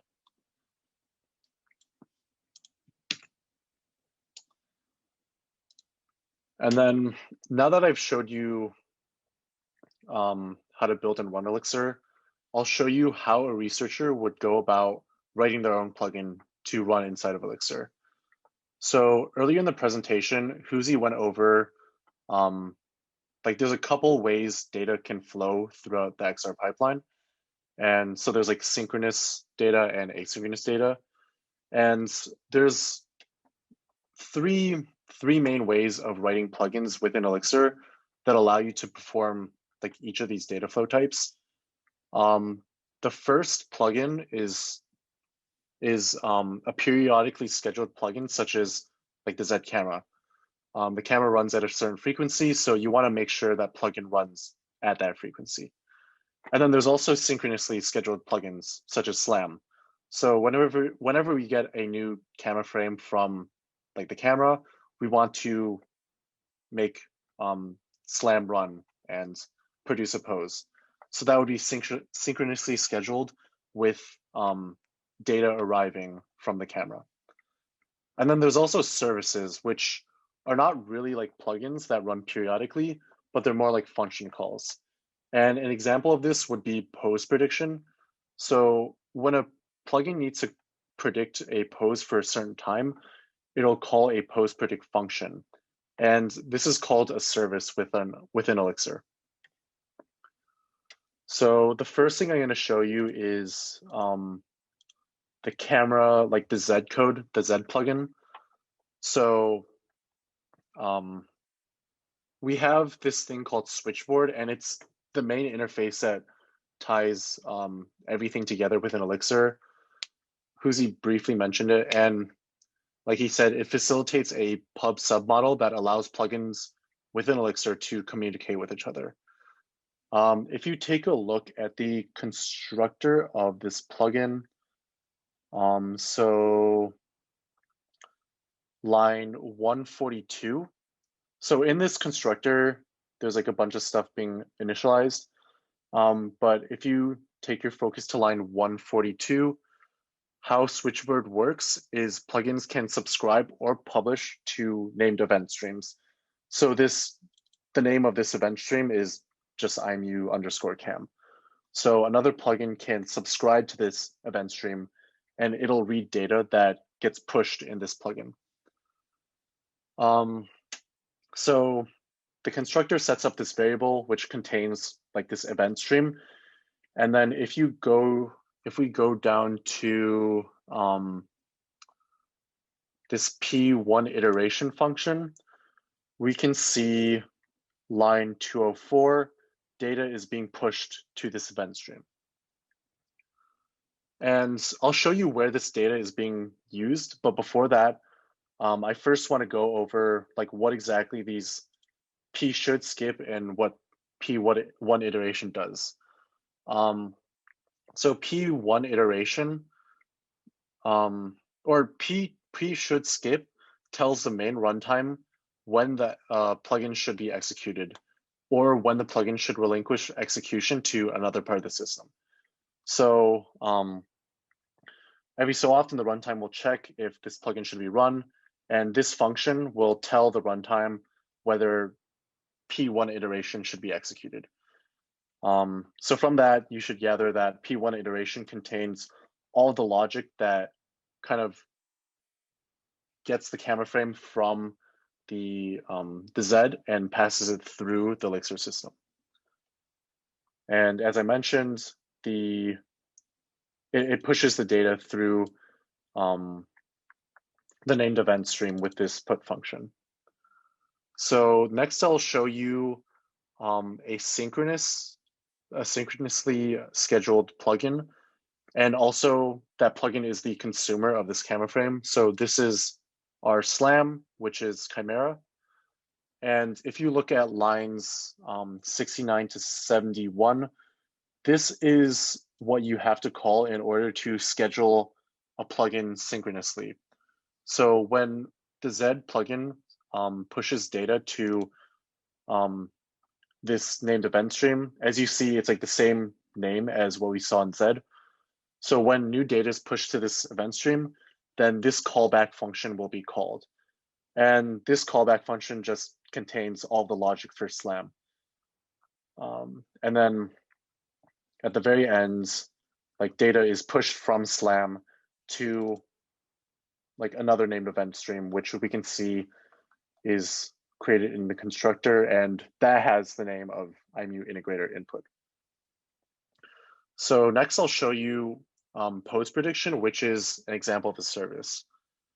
So an interface is specified within ILLIXR, and we provide the implementation for this interface, which is right here. And if we really take a look, if we take a quick look at the constructor, we can see how Postprediction is subscribing to a bunch of these named event streams, like a bunch of subscribes, and then these are all stored at their own variable. And if we narrow this down to like line 14, we see that this variable is subscribing to this event stream called slowpose. And this is the output of SLAM. And remember how I showed you the synchronous read in SLAM? Now what I'm going to show you on line 57 is an asynchronous read. So instead of getting the data right when it's published to the stream, like how SLAM is working, this component is getting data from the stream whenever it needs it. So basically, whenever this function is called from another plugin in the system, that only then will Postprediction query for the latest pose. So you might ask, how exactly do we call these from other files? Well, if we go to timewarp.gl or timewarp.gl, that does use post-prediction. If we look at the constructor, this line is looking up the implementation or the class for post-prediction. And like the pointer to this class is staved in this variable. And then for its use, if we go down to line 547, we can see that, like I mentioned, it's basically just being used like a function call. And that's how you would invoke post-prediction. And then the last thing I want to show you is a side-by-side of two implementations of the same component. And this is going back to like the two GTSAM components we have.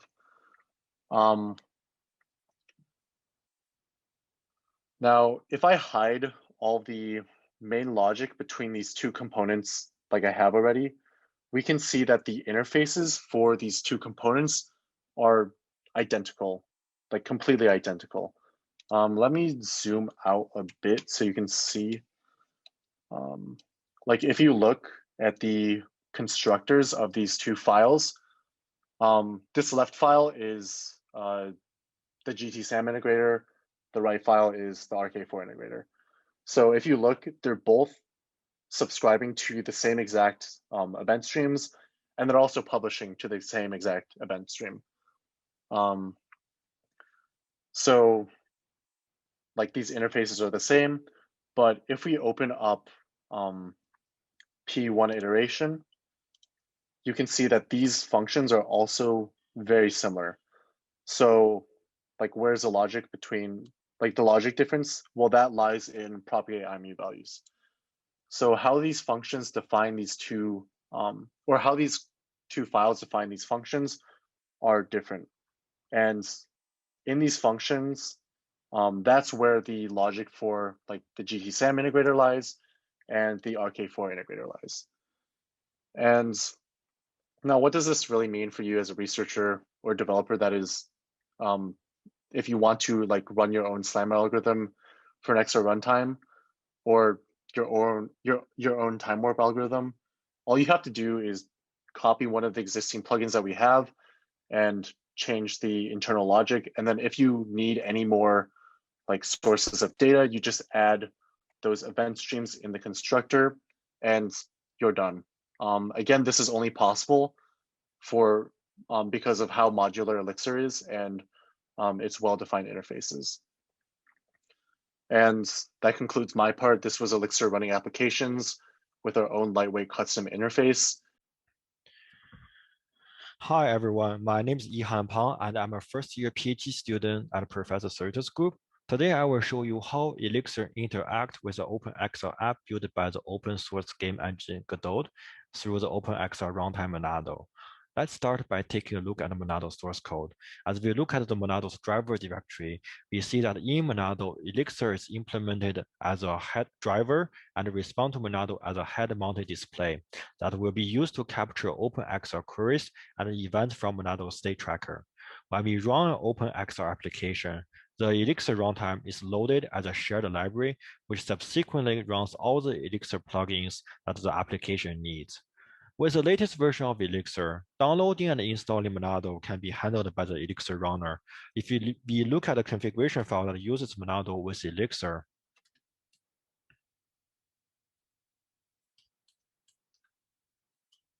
we see that all we need to do is find the remote Monado repo location in the configuration file. And when the ILLIXR runner runs this particular configuration file, it will download and install Monado. With the Monado installed, we can move on to the next step, which is to build an OpenXR app with the Godot game engine. The first step is to build the game engine as well as the Godot OpenXR plugin, which I already did, but you can find all the resources you need in the ILLIXR repo. To run the application, open the Godot game engine and select the application you want and press Edit. Here for the demo, we have an application called Material Tester, which has a multitude of spherical game objects with different materials to show Godot rendering capabilities. Right here, I have the AR/VR camera object placed in front of this blue spherical object. And when we load the application, this is where the camera will be initially spawned. You can tweak any parameters to your liking, and after making your changes, you can export your project as a binary, which we will use this binary to run the application with ILLIXR and Monado. After the binary is exported, we need to add the application binary to the ILLIXR system. This process is also very easy. Just add the application binary path to the configuration file and start ILLIXR in the same way as before. For demonstration, I have placed the configuration application path in a separate configuration file. As you can see, this is a path to the binary we just exported. And now we add this particular configuration file to the Monado configuration by using the OpenXR app option. Now let's run ILLIXR with Monado.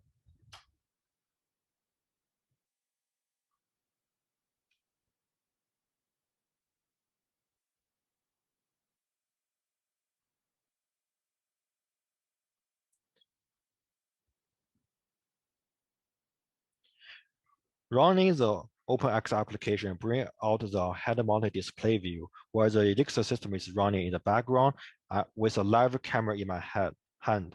As I make tiny movement with my Z camera, the IMU and the camera data is passed to the VIO, and the VIO uses this information to produce poses that will be used by the application. This pretty much concludes my presentation. Next, I will pass to Boyuan to talk about metrics. Hello, everyone. In this section, we are going to show you the data that ILLIXR collected at runtime and the types of metrics supported by this data. At a very high level, ILLIXR mainly collects 4 types of files. The log file from the terminal collects the wartime of the components that we don't have full access to. For example, the game engines that we supported. The SQLite file records the status of ILLIXR. The post file describes the headset position and orientation at the time that a frame gets rendered, and also the texture image that is used for rendering. As a result, the key metrics enabled by this data include the time series that shows the execution spent on every component. The motion to photon latency, also known as MTP, shows the delay between a movement and the motion gets displayed. The pose accuracy shows the performance of motion estimation, and also the visual quality quantifies the similarity between the rendered images and the ground truth. Beyond all the supported features, we would like to emphasize that the gap between the raw data and the metrics is filled by our automated analysis tool. Now we are going to go through the entire process together with you. Since it takes some time to collect and analyze the data, we will not run the actual script, but show you a pre-generated data instead. Now, if you look at the terminal, we're in the main directory of the ILLIXR testbed. Let's begin with data collection. ILLIXR automatically collects all the data with negligible overhead into a folder named metrics, except the texture images. To handle the high overhead texture image collection, we have a control flag in ILLIXR's config file. If you open the config file, there is a knob named Enable Offload. Once you set the knob to be true, then a particular folder named Offloaded Data will be added to the metrics folder and stores the collected texture images. Now let's move to the metrics folder to see the data we collected. Here we first have the log file named output log.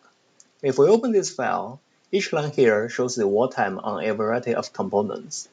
It's not necessary for you to fully understand how to parse the file, since our automated analysis tool will handle all this for you. We also have the SQLite file, and let's take the file for the motion to photon latency as an example. If we open this file and print the first few rows of data, we see that the first column is the iteration number. The second column is the vsync signal timestamp, and the rest columns are the latency from different computing stages to display. More specifically, from the beginning of rendering, from the time that getting the most recent MU data, and from the time that getting a predicted pose.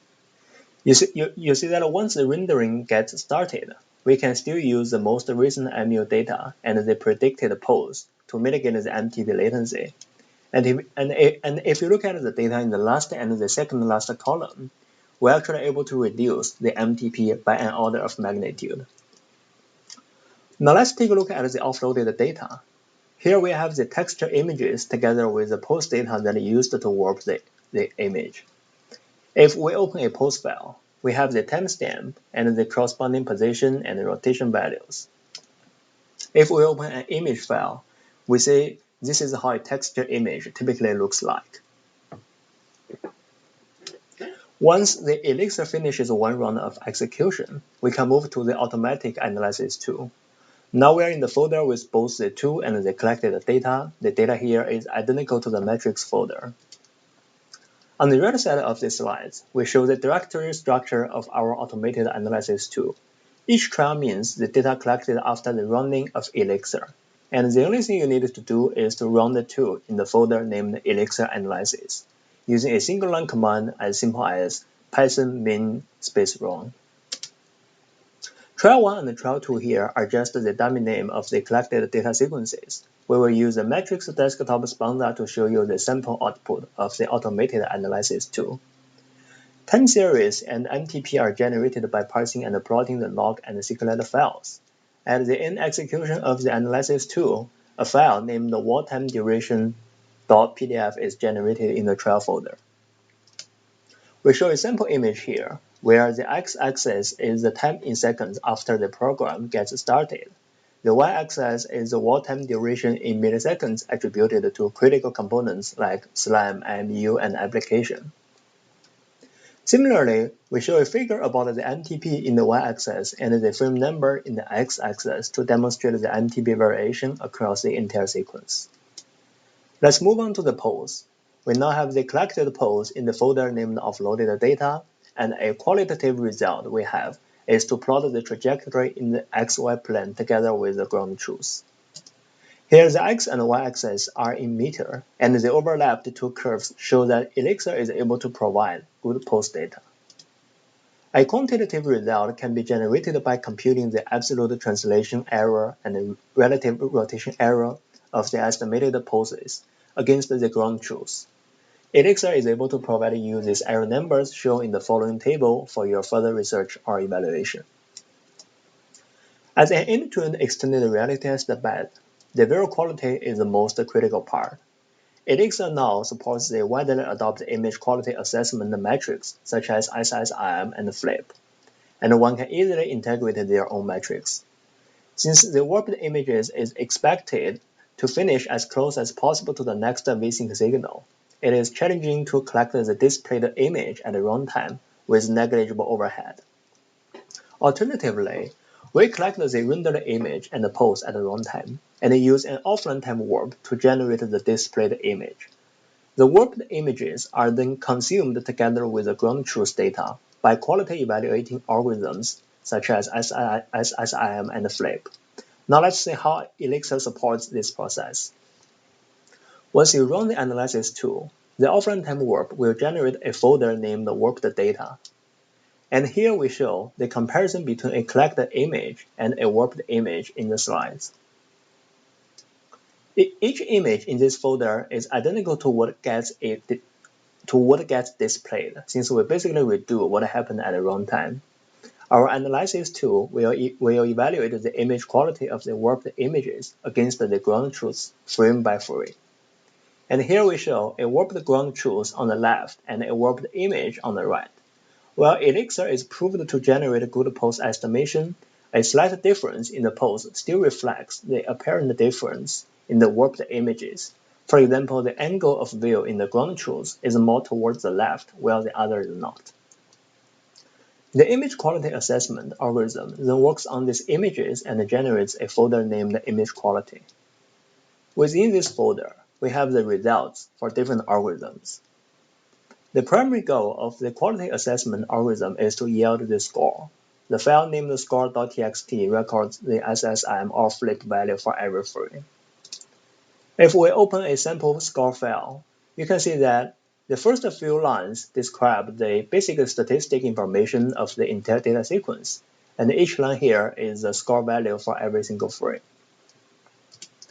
You can plot a figure like the one in the slides to understand the variation of image quality across the entire sequence.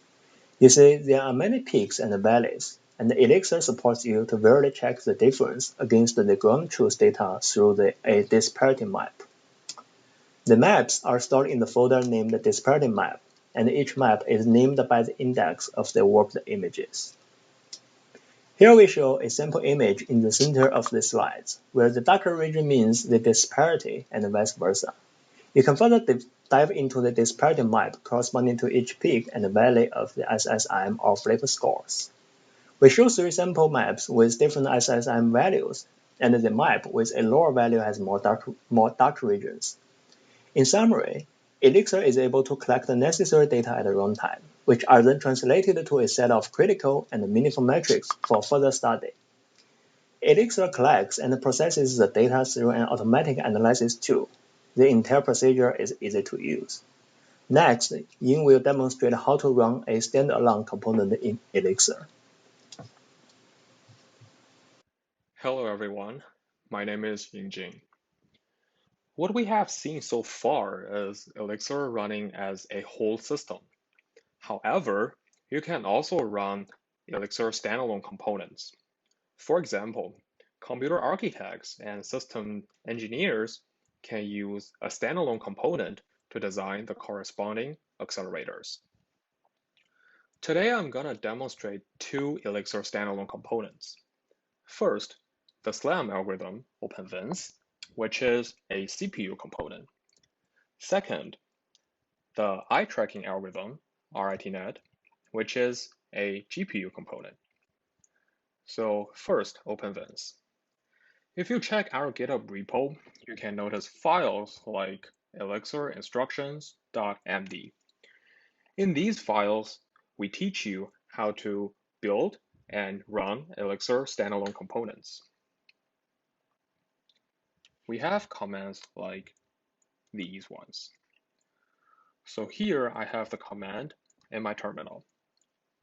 In order to know more about the performance, we can use ILLIXR.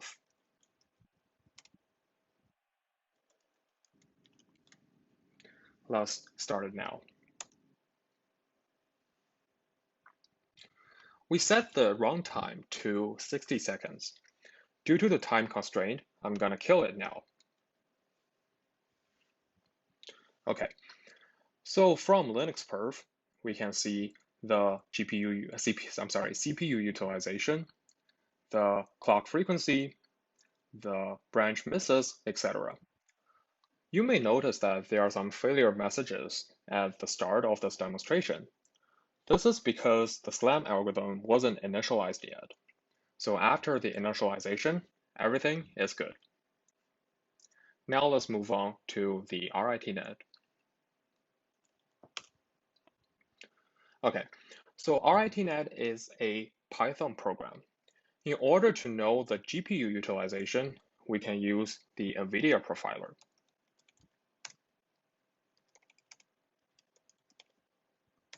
I'm gonna save the output images to a folder called output.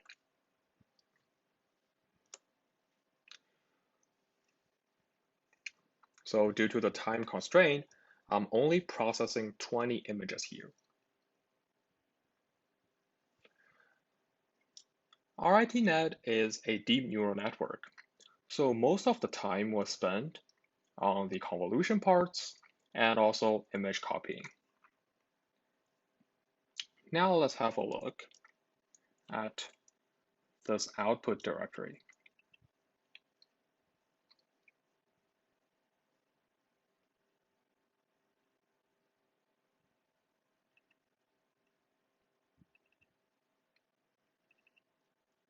Here we have the output images. The left half of the image is a masked version of the input image. The right half is the output. So first, RITNet does image segmentation. The image is segmented into the background, the sclera, the iris, and the pupil. Next, we fit an ellipse onto the pupil. and we use the center of the pupil as the center of the eye. This is the end of the standalone component demonstration. Next, I'm going to present running ILLIXR on a real North Star.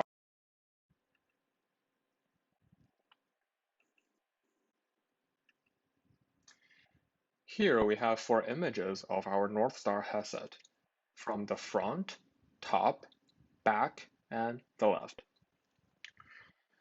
The headset has a Z mini camera, the display driver, and the LCDs. The headset can be connected to an external hardware platform, like, for example, a desktop PC, an HP backpack PC, an NVIDIA Jetson board, etc. ILLIXR supports a number of cameras and IMUs. Here we choose to use a Z mini camera. The Z mini camera has both cameras and IMU. This enables ILLIXR to perform inside-out tracking, that is, head tracking with external sensors. This incorporates IMU integration and post-prediction, which can significantly reduce the motion to photon latency. Now I'm going to show a demo video.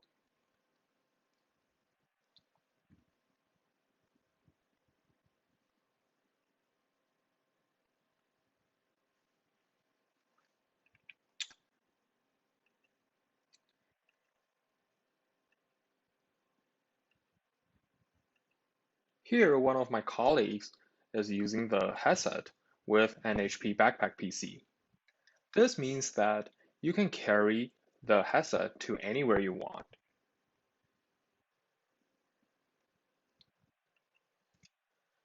ILLIXR performs both rotational and positional reprojection before presenting the images on the LCDs, which will then be displayed for the user.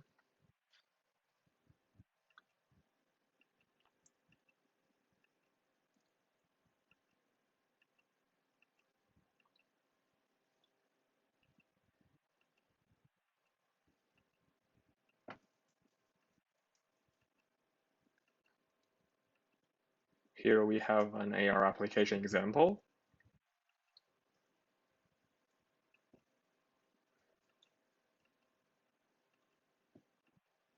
And a VR application example.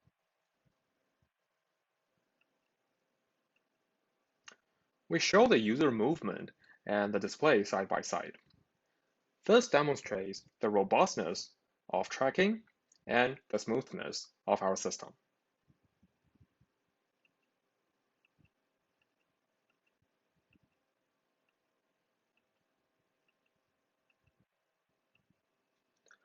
This concludes my presentation.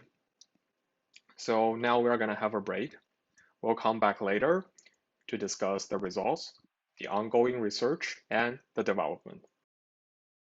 Okay, so back from the break, and next up are results and implications of those results for system designers, architects, and other researchers.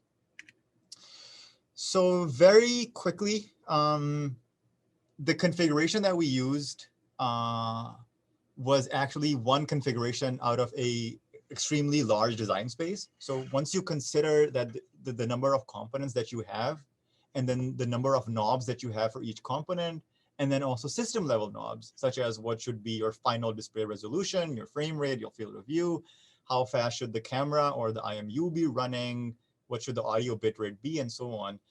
You have a lot of knobs that you can tune and set up different types of systems. And of course, there's performance, power, and quality trade-offs associated with all of them. Ideally, this is a great research question, right? How do you actually come up with this automatically? But we are not there yet. So we did this manually. We hand-tuned this. We made guesses based on our understanding of the system. And then it was a manual tuning process to figure out what knobs work well and provided a good user experience. And so that's shown here in the tune column, and all the results that you will see will be with this particular configuration. Then in terms of hardware platforms, we ran on a high-end desktop machine. So this is super fast CPU, NVIDIA RTX GPUs, lots of RAM. So basically a high-end gaming machine, so to speak, and just to see what sort of the performance upper bounds for these workloads and for the system. On the embedded side, we ran an NVIDIA Jetson AGX Xavier development board in 2 different modes, a high performance mode where we maxed out all the clock speeds, CPU, GPU, DDR, and so on, and a low power mode where we try to cap the TDP under 10 watts and then just chose the clocks that would allow us to achieve that particular TDP. And finally, for the applications, we used 4 different ones from the Godot game engine, which went all the way from Sponza, which is a famous graphics benchmark, very high intensity, all the way to the AR demo, which is very lightweight. And that's actually what you saw with the North Star demo. So the thing with the table and the bouncing ball and so on. So there's a lot of graphs here for our frame rate. Let me just quickly walk you through the graphs to show you how to interpret them. There's one set of graphs for each. So there's different groups. The first group is the camera part of the perception pipeline. So it contains all the components related to that. So that would be both the camera and the VIO. Then we have the IMU part of the perception pipeline, which contains the physical IMU and the IMU integrator. In the visual pipeline, we have both the OpenXR application and our reprojection / lens distortion / chromatic aberration correction component. We were not running holography, as no headset, no display supports it, and we don't have an SLM. And in the audio pipeline, we have playback and audio encoding. In each of these graphs, the y-axis is capped at the maximum possible frame rate for that particular component. So for instance, the camera is running at 15 FPS, so it can't go any faster. That's why the y-axis will be capped at 15 FPS. The results aren't really that surprising. I mean, if you look at desktop, yeah, everything is running fine, right? It's no big deal, and that kind of makes sense because Oculus Rift and Vive and so on, they're real products. These are being shipped today. So yes, applications are able to run almost just fine on desktop. Some applications are intensive and they do drop frames. However, reprojection, as long as that's running, it can compensate and you do get a very good experience overall. However, the question is, what is the power cost of this? And we will look at that in just a second. Then as you go from desktop to Jetson HP to Jetson LP, again, the trend is as expected. You start taking performance hits, and by the time you're in Jetson LP, audio is the only component that's actually running at full frame rate. Everything else is below the target, and we will see in just a few minutes, even sometimes missing the target by a small margin can have huge effects for the final quality of your system. And so there is a gap. I mean, everybody knows about this gap, but we have empirically shown that one exists with the components of today. And as we go into the future, this gap will increase because display resolutions, frame rates, field of views are going to increase. The complexity of the components is going to increase. The number of components is going to increase. So embedded systems will basically lag behind, and desktop will probably burn even more power than it already does. Unless we specialize. We're just talking about frame rate. The dual of frame rate is time per frame. The reason this is important is because, as we talked about, how frame rate is like capped, and it just gives you different information. If you look at time per frame, same graphs, by the way, so same organization, it's just that the y-axis now gives you the time per frame. And additionally, you have a horizontal red line, which gives you the deadline for that frame. So for instance, if the display is running at 120 Hertz, the deadline is 8.33 milliseconds. So there's the horizontal line at 8.33. And then you can see by how much you're missing. And then above each bar, we also have these standard deviation in milliseconds. So again, in the big picture, there's no differences. Desktop is good with low variation. Jetson LP is not only missing deadlines, but also the variation has increased. And that's really the important point here, that sometimes these aggregate graphs don't really capture everything. So you have to look at what is happening per frame. And so this graph here on the right has time on the x-axis. And the time per frame, the wall time per frame for an individual component on the y-axis. The graph is split into 2 just because the difference in execution time of the 2 groupings is large. So VIO and application take a lot of time, so they get their own graph. Everybody else is put together in the bottom graph. The VIO and application are both input dependent. So variation is expected, right? Even if the system was unloaded, even if they were running in isolation, there is going to be variation because the scene changes, the camera input changes, the processing is input dependent. So that kind of makes sense that you would see this ziggy-zaggy shape.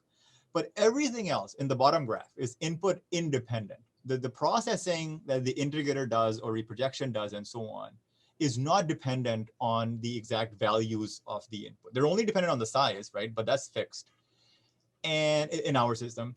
And so the variation that you see here is actually coming from both resource contention and scheduling. So again, thinking about the big picture about the system, you can't just say, okay, frame rate is 15 FPS. Let me design for 15 FPS. There's a lot of variation that's going to happen. And so when you design your system, you have to think about the various sources of fluctuations and what you can do to deal with them. So once you have the system, you can then see where time is going within that system distributed amongst the different components. So this graph is organized slightly differently. So this is the CPU cycles breakdown for the system. So we have desktop, that's an HP, that's an LP. Within each, we have 4 bars for the 4 different applications. And the initial gut reaction by looking at the bigger chunks is that application and VIO are the most expensive parts. So if we accelerate those, we'll get the most bang for our buck, and system will be fine. That may be true, but it's not necessarily true, because one thing to keep in mind with XR is that there's a lot of components that don't necessarily take a lot of performance, but are critical for quality. Specifically, if you think about reprojection and the IMU integrator, if you didn't have those, you would have dropped frames, you would have frames from the wrong perspective, you would have tracking latency lag. And yet, if you look at the graph on the left, you see that they don't really take that much time. I mean, it's less than 5 or 10% of the entire system, but they're really critical for QoE. So the big point here is that if you consider power, performance, and quality, all 3 of these together, then you must really look at all the components and various metrics. You cannot just pick 1 or 2 of the bigger ones along one metric. It has to be along all 3 axes. So now let's move on from performance to power. This is the power on the 3 different platforms for the 4 different applications. No surprises, desktop is burning 1 to 200 watts, depending upon the application. Jetson LP has lower clocks, more constrained, so you dip below 10 watts. Finally, which is close to what a Quest or a HoloLens would burn. So no surprises here. What is interesting is, where is power going? So on a desktop, fine, it's like a beefy GPU that's dominating everything. But if you look at an embedded system, and especially if you look at what happens on Jetson LP, you see that the compute units and DRAM, which is the parts that we usually consider when designing these systems or when profiling, only take up approximately 50% of the total power. The other 50% actually comes from system level things like the SoC, which has all the onboard microcontrollers of your SoC, and the sys power, which includes your USB controller, your DisplayPort, or your HDMI, your storage, other types of I/O, and so on. So when we talk about this crazy performance gap, as Sarita showed in the beginning, we have to go from watts or tens of watts to hundreds of milliwatts. You can't just focus on compute. You have to think about system level components such as display and I/O. Next, we look at quality. You saw some of these graphs when Boyuan and Yihan were showing the metrics hands-on session. This is the motion to photon latency, excluding the display refresh latency for on the hardware platforms. You can see the desktop is pretty good. It's pretty comfortable. It's below the 20 millisecond deadline for VR applications such as Sponza. But embedded platforms not only have higher averages, but they have more fluctuations. And these fluctuations are actually very perceptible when you're running the system live. If you look at an AR application, such as AR demo, then the motion to photon target is just 5 milliseconds. And now the desktop is already at the border by itself, even without considering the display. And Jetson HP and LP are even higher than that. And so as a result, you actually do get quite an unpleasant experience on these platforms, certainly with AR applications. So a lot of room for improvement here. And then finally, we have image quality. We have aggregate metrics that show image quality in terms of SSIM and flip. And we also have pose quality metrics in terms of the average rotational error in degrees and positional error in meters. Again, desktop is great. Just NLP does a little worse. What's interesting here is, though, if you look at the pose error for Jetson LP, it's 138 degrees. 138 degrees basically means that you don't have tracking. The system has no idea where you are, where you're looking at. Tracking has basically completely failed. And yet, if you go back, and we were talking about frame rates and how they can be deceptive. If you look at the frame rate for VIO on Jetson LP, you will see that it's actually pretty close to the 15 frames per second target. It's like 14.5 or something like that. So if you were to just look at performance, you would say, oh, you know what? VIO is doing fine on Jetson LP, and maybe I should focus on something else. What's not being captured is that sometimes you drop frames that you just cannot recover from. And then there's cascading errors, and there's flyaway, and then you lose tracking. So you really have to consider the end-to-end QoE and not just the QoE of a particular component in isolation. The other interesting thing here is that if you do have a 138-degree error, and this is, by the way, real. So this is not like, oh, the metric is bogus. Like when we ran the system, we knew the system was just not functioning. So if you have such a high error, then the image quality metric should reflect that. So we would have expected that with 138-degree error, SSIM or flip would be like 0 or 0.1 or something extremely low. And yet they're 0.68 and 6.5, which is not terribly high, but it's not very low either. So this also motivates, and there's reasons for this, right? SSIM wasn't even built to take into account any type of rotation, positional changes or stereoscopic vision. Flip does a little bit better, but still doesn't natively handle positional differences. So we do need better QoE metrics for this domain of extended reality.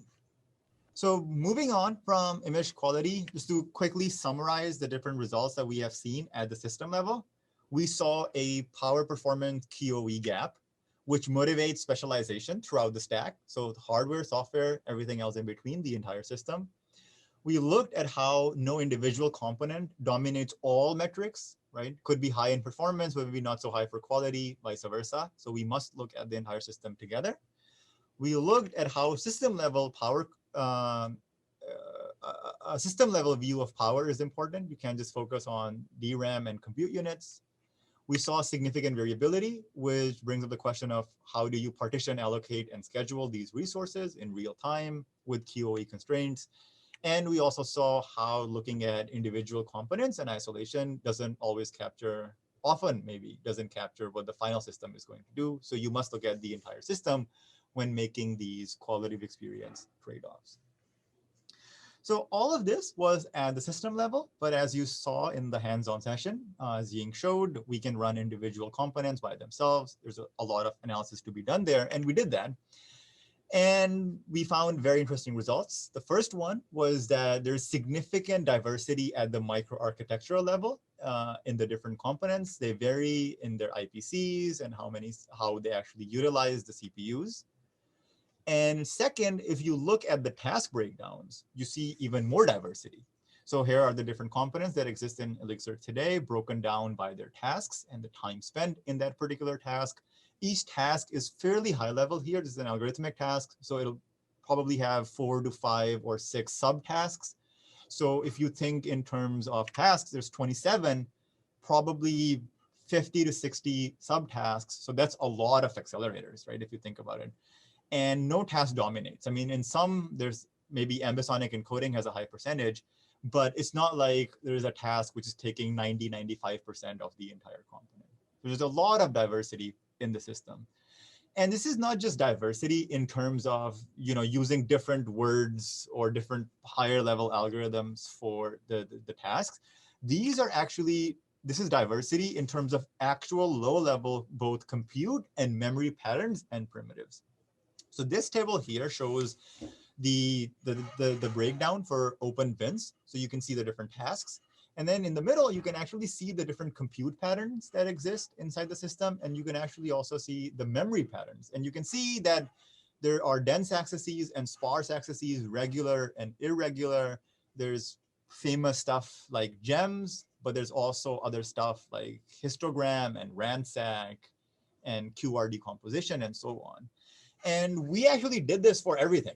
So across all the components, you have a lot of diversity in both compute and the memory patterns that you get. And you can find more information and analysis on this in our paper, which is on arXiv. So we looked at implications from the perspective of the system level results. There's also implications based on the individual component level results that we just looked at. So given the sheer abundance of tasks and the fact that no single one dominates, doing everything by hand is not going to scale, designing accelerators. So we have to think about automated techniques for determining both what to accelerate and then how to actually generate the accelerator and the required software stack and so on.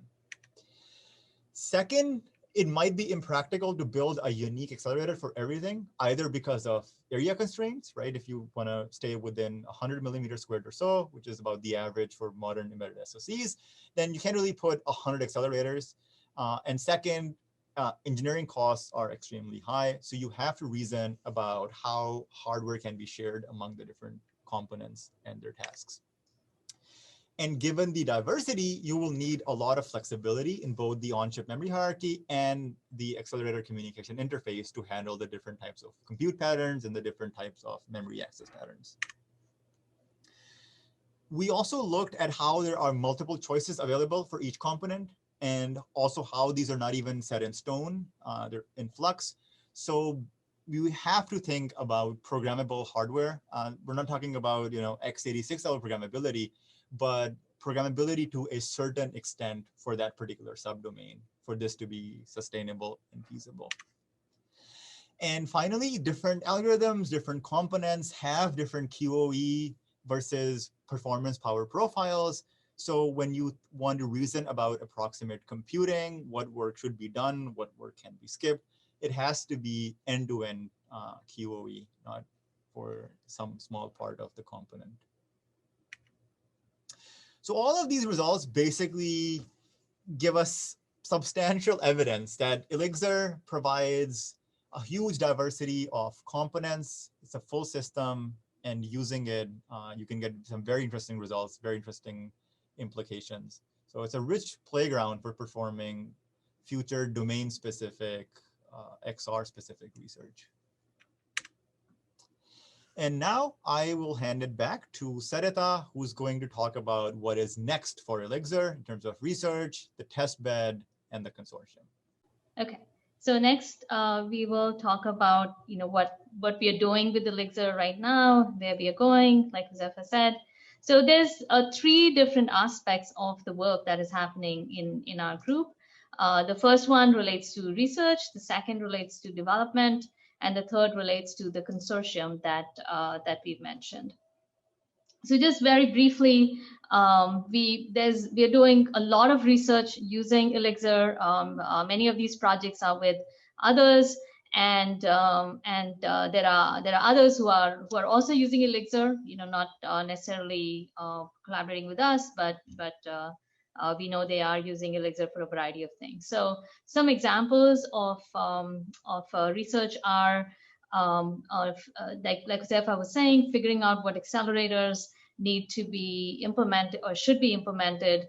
What parts of the computations should be accelerated? What should the memory systems be? And when you have a system with multiple accelerators, how should these accelerators communicate with each other? We've been working on the spandex communication interface for accelerators for coherence and consistency, etc., for a few years, and we want to bring all of that technology to bear in this domain.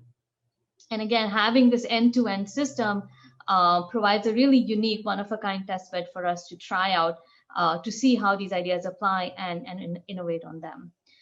We're working with Vikram Adve and Sash. So a part of the accelerators and memory systems work is with David Brooks and Guyon Wei from Harvard. And we are working with Vikram Adve and Sasha Misailovich on problems related to compiling to heterogeneous hardware. So we have proposed a compiler IR called HPVM a few years ago for heterogeneous computing, and ILLIXR gives us a really nice platform to see what kind of intermediate representations should be used to enable portable compilation for heterogeneous hardware.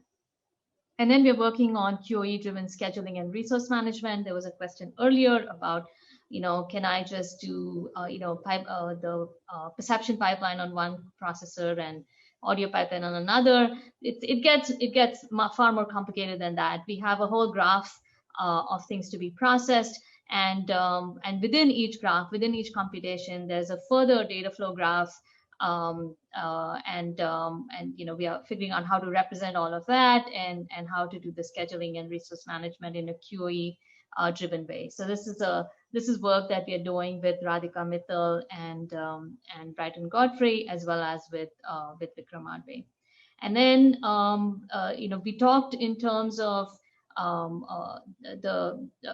of the work that we've described so far has been ILLIXR running on the device, on the head-mounted display. But we also want to explore partitioning of computation between the device and edge servers and cloud servers. We want to explore content streaming and multi-party XR. And so we're doing this work in collaboration with Ada Gavrilovska from Georgia Tech, as well as Clara Narstedt from Illinois. And then we have some efforts on-sensor computing that we started with some industry collaborators. And finally, we are interested in better QoE metrics that we're also exploring. You saw the problems that you can have with QoE metrics. And then we know other researchers are working on security and privacy using ILLIXR and several other projects. So you can see that there's a wide range of work that can be done with this test bed. And we are very excited to make all this happen and and get the community off the ground to explore all of these ideas. Okay, so that's about research. We also have lots of efforts going on to keep improving the testbed. So we are, as Josefa mentioned earlier, we are integrating spatial reprojection, and we made a lot of progress on this, and this should happen very, very soon. Adding hand tracking and various other new components. Josefa showed the North Star headset. I think we can actually run things on the headset, but as Josefa said, there's lots of some caveats there still that we are engineering things that we have to make sure that we deal with. That's work happening as we speak. And then the offloading, streaming, and multi-party XR, all the research that we're doing in this area, we want to bring it into the ILLIXR testbed. We also want to broaden the hardware and software platforms that we support. As we said, we are right now running on Linux, but we want to support Android, Windows for obvious reasons.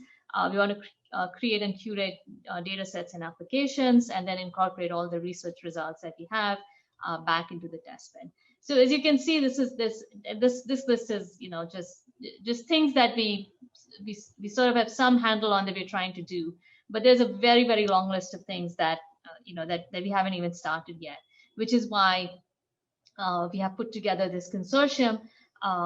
Again, just to recall, the 3 goals we have for this consortium is to create this reference open source testbed, create a benchmarking methodology, and develop the multidisciplinary community that we've alluded to throughout. We have working groups that we would like to get started towards all of these goals. So far, this consortium has been, we've been meeting with the companies who've been partnering with us and helping us along the way. But we'd like to open this up now, broaden it out more, and create a much larger community. So I encourage you to go to illixr.org, and there are several ways that you can get involved with our consortium. We will kick off. The first one will be us just bringing everyone up to speed as to what we're doing, what our plans are, and then the hope is that the discussions in these meetings will then organically lead to the working groups that we've listed on the illixr.org website.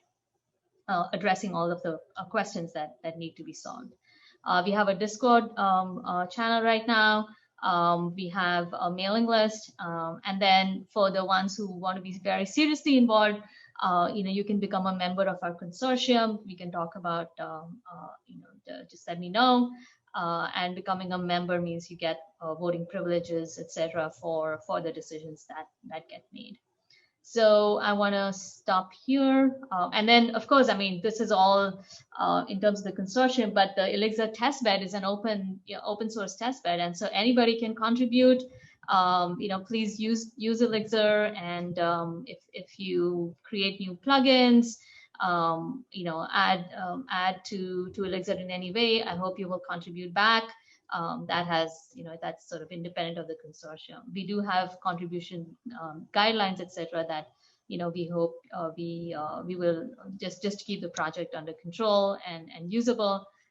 You will want to follow those, but otherwise, it's we are a friendly, open, low overhead kind of philosophy here. Okay, so just to wrap up, ILLIXR is the Illinois Extended Reality Testbed, provides a rich playground for XR systems research. I hope we convinced you of that. And we really, our mission is to democratize XR systems research, development, and benchmarking. So again, please join us. And big shout out to the entire team and all of the people who helped us along the way. This wouldn't have happened without external support and consultations that we had with various people from industry and academia. So yeah, I'll stop here. The next part of the agenda was based on